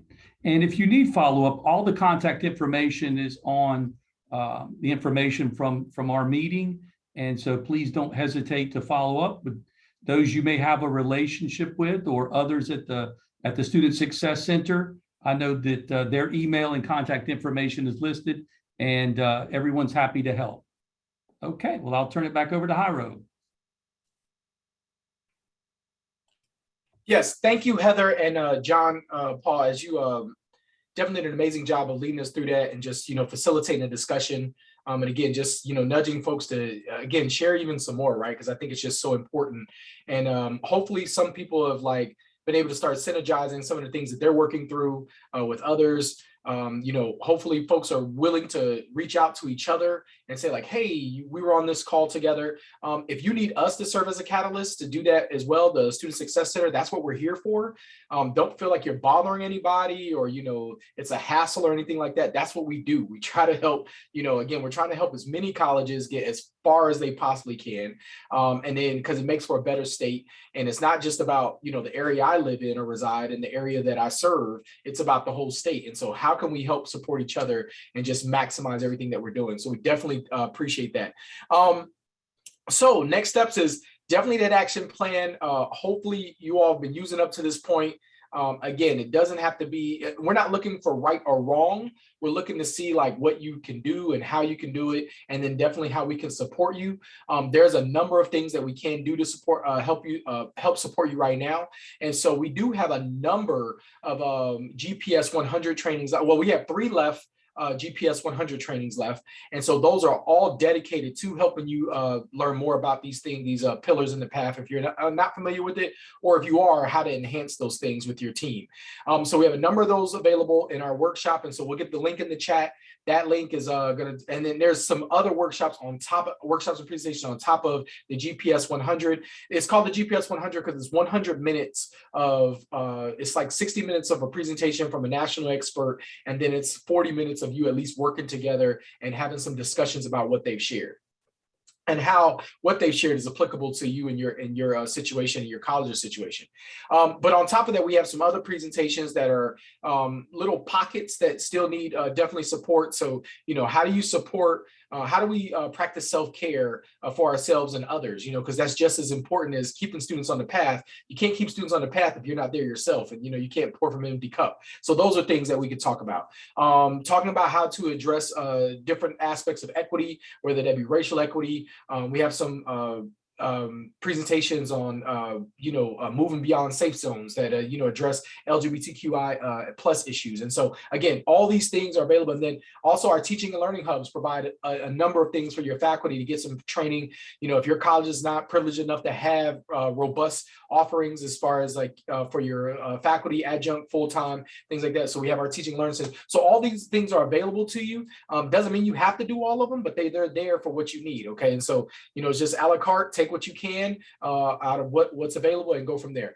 We do have an evaluation that we're going to put in the chat as well. We would love for y'all to put to fill this out. It shouldn't take that long. It's a Likert scale. So just we need that feedback. Please be as candid as possible. We want to get better, and the only way we can get better is we have the data to do it, right? So if you could just take the time to fill out that link, fill out the post-assessment and the evaluation, so that way when we meet, we can figure out how to improve these going forward. We always want to try to get better, right? And so if we do this again in the fall, depending on how we do it, it's going to be based off, a lot of it's going to be based off this feedback that we'll receive. So we're really looking forward to, and hopefully you got a lot out of this. I know I did. And so, but I'm biased at the same time I'm here, but at the same time, just listening to what everybody had to share. It has my brain racing, and hopefully you got some nuggets that you can take back and work with your team on it. Okay. The other thing is, don't make this the last time. I know I already said that, and I can't reiterate it enough. Please don't, put something on the schedule now where you can work with your team. And even if you have to change it and move it, keep it on the schedule though. Don't just say like, oh, we're going to meet, next Friday to discuss this. That means it gets canceled for whatever reason, and then that's the end of it. No, this has to be continued. Like, now I can't remember the young lady's name. Emily, the garden, right? So we got to tend to that garden. So this is a way, so we don't tend to that garden, the weed's going to grow and we're not going to get no crop. So please, as much as possible, don't make this the last time. I know for some of y'all have continued this work through everything. Some of you, John Paul alluded to, like, some people stopped, and it's nothing wrong with that. We all had stuff to deal with, right? We're still dealing with stuff, but we definitely want to pick it back up and really keep moving forward. And so that's what we're looking for. And so last but not least, if you were part of cohort A or B, we are grateful that you came back to, definitely reconnect and start really figuring out like how we can, if you were already still doing stuff and you continue, great. If you stopped for a while, but now you're going to pick it up, great. But if you're one of those colleges that wasn't necessarily a part of A or B and was sort of part of C, but would like to still get involved, please reach out to us. I mean, there's a number of resources that we can offer the colleges that are part of our cohorts. And, you know, it's a little bit more extensive than the ones that aren't. We're going to try to help everybody, right? But at the same time, those colleges that have made some kind of dedication and pledge to want to do more and using guided pathways as the framework to do it, we can provide a lot of different resources for them. And so, and whether that's, I mean, it's a host of different things. And John Paul and Heather mentioned that, you know, we have coaches that are willing to work with you to just help you talk to, and let me be clear about that. They're coaches, all right? So they're not the person that's going to come in and just fix everything for you, but they're going to come in there and hopefully guide you with some, you know, the right questions to ask, the right places to look, the right people to connect you to, and doing those sort of things. Like, just like in any sport, you know, the coach is not the one playing the game. They're there to like help you, you know, just figure it. And sometimes, you know, I'll use this quote too, because this is one of my favorites is for me, I'm a big fan of having mentors and also being a mentor. I think that's really important as far as like my personal development, my professional development.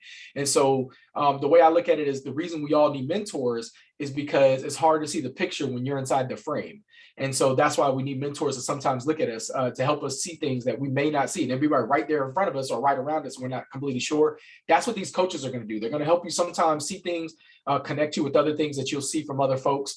And so, you know, and it happens all the time where it's like, oh, why didn't I think of that? You know, it's just like, and so those type of things. And so we all want to get better. You wouldn't be here if you weren't trying to get better. Well, I don't think anybody was mandated here, were they? If you are, hopefully you still got something. If you didn't, it is what it is. So, but yeah, so again, if you are interested in joining, becoming a Guided Pathways College, if you're not one of the colleges that's already in our cohorts A and B, please reach out to Gracie, Dolores, myself, any of our other folks that are involved directly with the Student Success Center. We look forward to that. Please complete the evaluation. And again, we couldn't do this work without a number of folks that have helped support this, including Jobs for the Future. They've done an amazing job of helping us do things. It'd have been great to see y'all all in person. Because again, but I'm biased, my extreme extrovert. I want to meet people and grab their energy. But at the same time, you know, I'm hoping that we were able to get what we, as much as we can out of this. So this has been excellent in my eyes. I'm hoping that you feel the same way. Please put that in evaluation. But be candid and clear about, you know, what we can do to improve, but also what you enjoyed, so we can replicate that and continue to do that. Please fill out that plan. If you can get that to us by April 10th, that would be very, very beneficial, not only to you and your college, but to, you know, everybody else that could get some additional support. If there's two colleges that need the same type of support, sometimes we can even get greater support if we, you know, we're helping multiple colleges with the same issue. And, you know, I heard a lot of things about advising, some dual enrollment stuff, you know, things as far as scheduling. So again, if we can sort of like get those things together, is really going to be beneficial to everybody. So from there, I'm going to turn it over. Again, I appreciate all of you that have been here. And just on a personal note, I appreciate all of you being kind and gracious with my personal situation with my daughter, trying to, you know, make sure we're taking care of her while we're trying to work at the same time. So for those of you that really, really understand it, I appreciate you. For those of you that don't understand, I appreciate at least you being gracious in that instance. Okay, so thank you. I'll turn it over to our executive director, Dolores, if you have anything else to add. Yes, Jairo, I appreciate your comments as we are wrapping up and bringing our first spring convening to closure. So we heard a lot from you all. You all shared a lot. You all definitely gave us some things to think about as far as questions, as far as content, what to consider next. Dr. Woodson, I heard from you, which was definitely something that needs more attention about the assessment, like how do colleges know where they are and how do they know they have arrived? And so having that kind of feedback of an assessment would definitely be helpful. I know we have 18 colleges that are involved in implementing the ITA, which will provide some feedback for those colleges that are involved with the ITA. But what about the other colleges and where you, in reference to where they are with guided pathways? So that's a follow-up. And I'm glad that Dr. Holliday is on the call with us. And so that would be an opportunity to have a follow-up with her about assessments for other colleges that may not be participating in the ITA. So thank you for bringing that to our attention, Dr. Woodson. I do appreciate all of the coaches who went around to the different rooms to engage colleges with questions or engage colleges as to where they are, keeping the motivation going, staying encouraged with meeting their goals. Or at the same time, we heard those points of pride and celebrations earlier today from the different colleges who are saying, this is an area we have addressed, we've done well. So now we're ready for something else. And that something else could be another component of the pillars. So thank you all so much for being involved in the breakout rooms, in the conversations with your colleagues and sharing. So coaches, thank you. We are looking for more coaches. And so we are planning to have an application soon so that anyone who's interested in being a coach could complete the application. And we're planning to also do workshops to help those who are not sure how to do the coaching. So don't be afraid, like, oh, I want to do it, but I don't know how to do it. But that's okay. We're going to work on all of that. And we're going to even do a refresher for those who have been a coach, but at the same time may need a refresher about how to keep other colleges and peers engaged. So please look out for that and think about and consider becoming a coach. Okay, so the staff, the Student Success Center staff, thank you all so much for making this a tremendous day. We had Bridget and Jennifer, as well as Gracie, who was working behind the scenes, who constantly made sure y'all had all the resources that you needed access to in a timely manner. So I thank them tremendously. And then of course, system office staff here who's given us some feedback about the day and about what to do overall with the Success Center and how we do overlap in a good way with some of the other services that you all are already providing on your campuses. And then of course, Keisha, who shared earlier, greetings on behalf of the advisory board. So I'm gonna wrap this up. This has been great. And I do appreciate you all being here today. But the one last thing I wanna say before I wrap it up, I noticed on the action plan, as I was getting ready to key in, I guess all the excitement for Dr. Battle, I got rid of some topics that I shouldn't have on the action plan on that last page. The last word is with.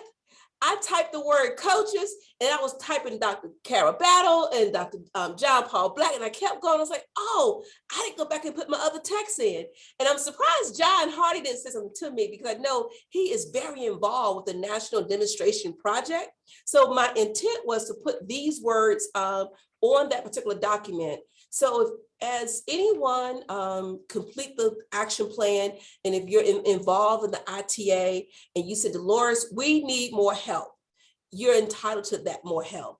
There are some areas where we can provide more help. And one that I heard a lot about was advising, digital learning, institutional research, IT, strategic finance, and there's one other, and then the other one was developmental education. So please do turn in your plan. And those are the areas that we can get additional support for, definitely for the 18 that are involved in the ITA from the NDP. And then everyone else, we can definitely assist you with coaching. And we are also recruiting coaches. So forgive me on that. I was just so excited to start with and didn't finish up the plan. So that's all I have. Again, we're going to be doing this again, and this was a fruitful day. Appreciate y'all tremendously. Thank you for being here.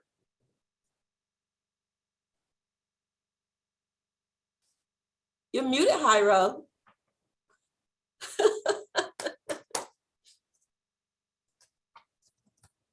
Okay, all right. I'm telling you, I keep pressing the button, it's not working. All right. Last thing is the recording. We'll get that out to you as well. So I know sometimes some folks were asking about that.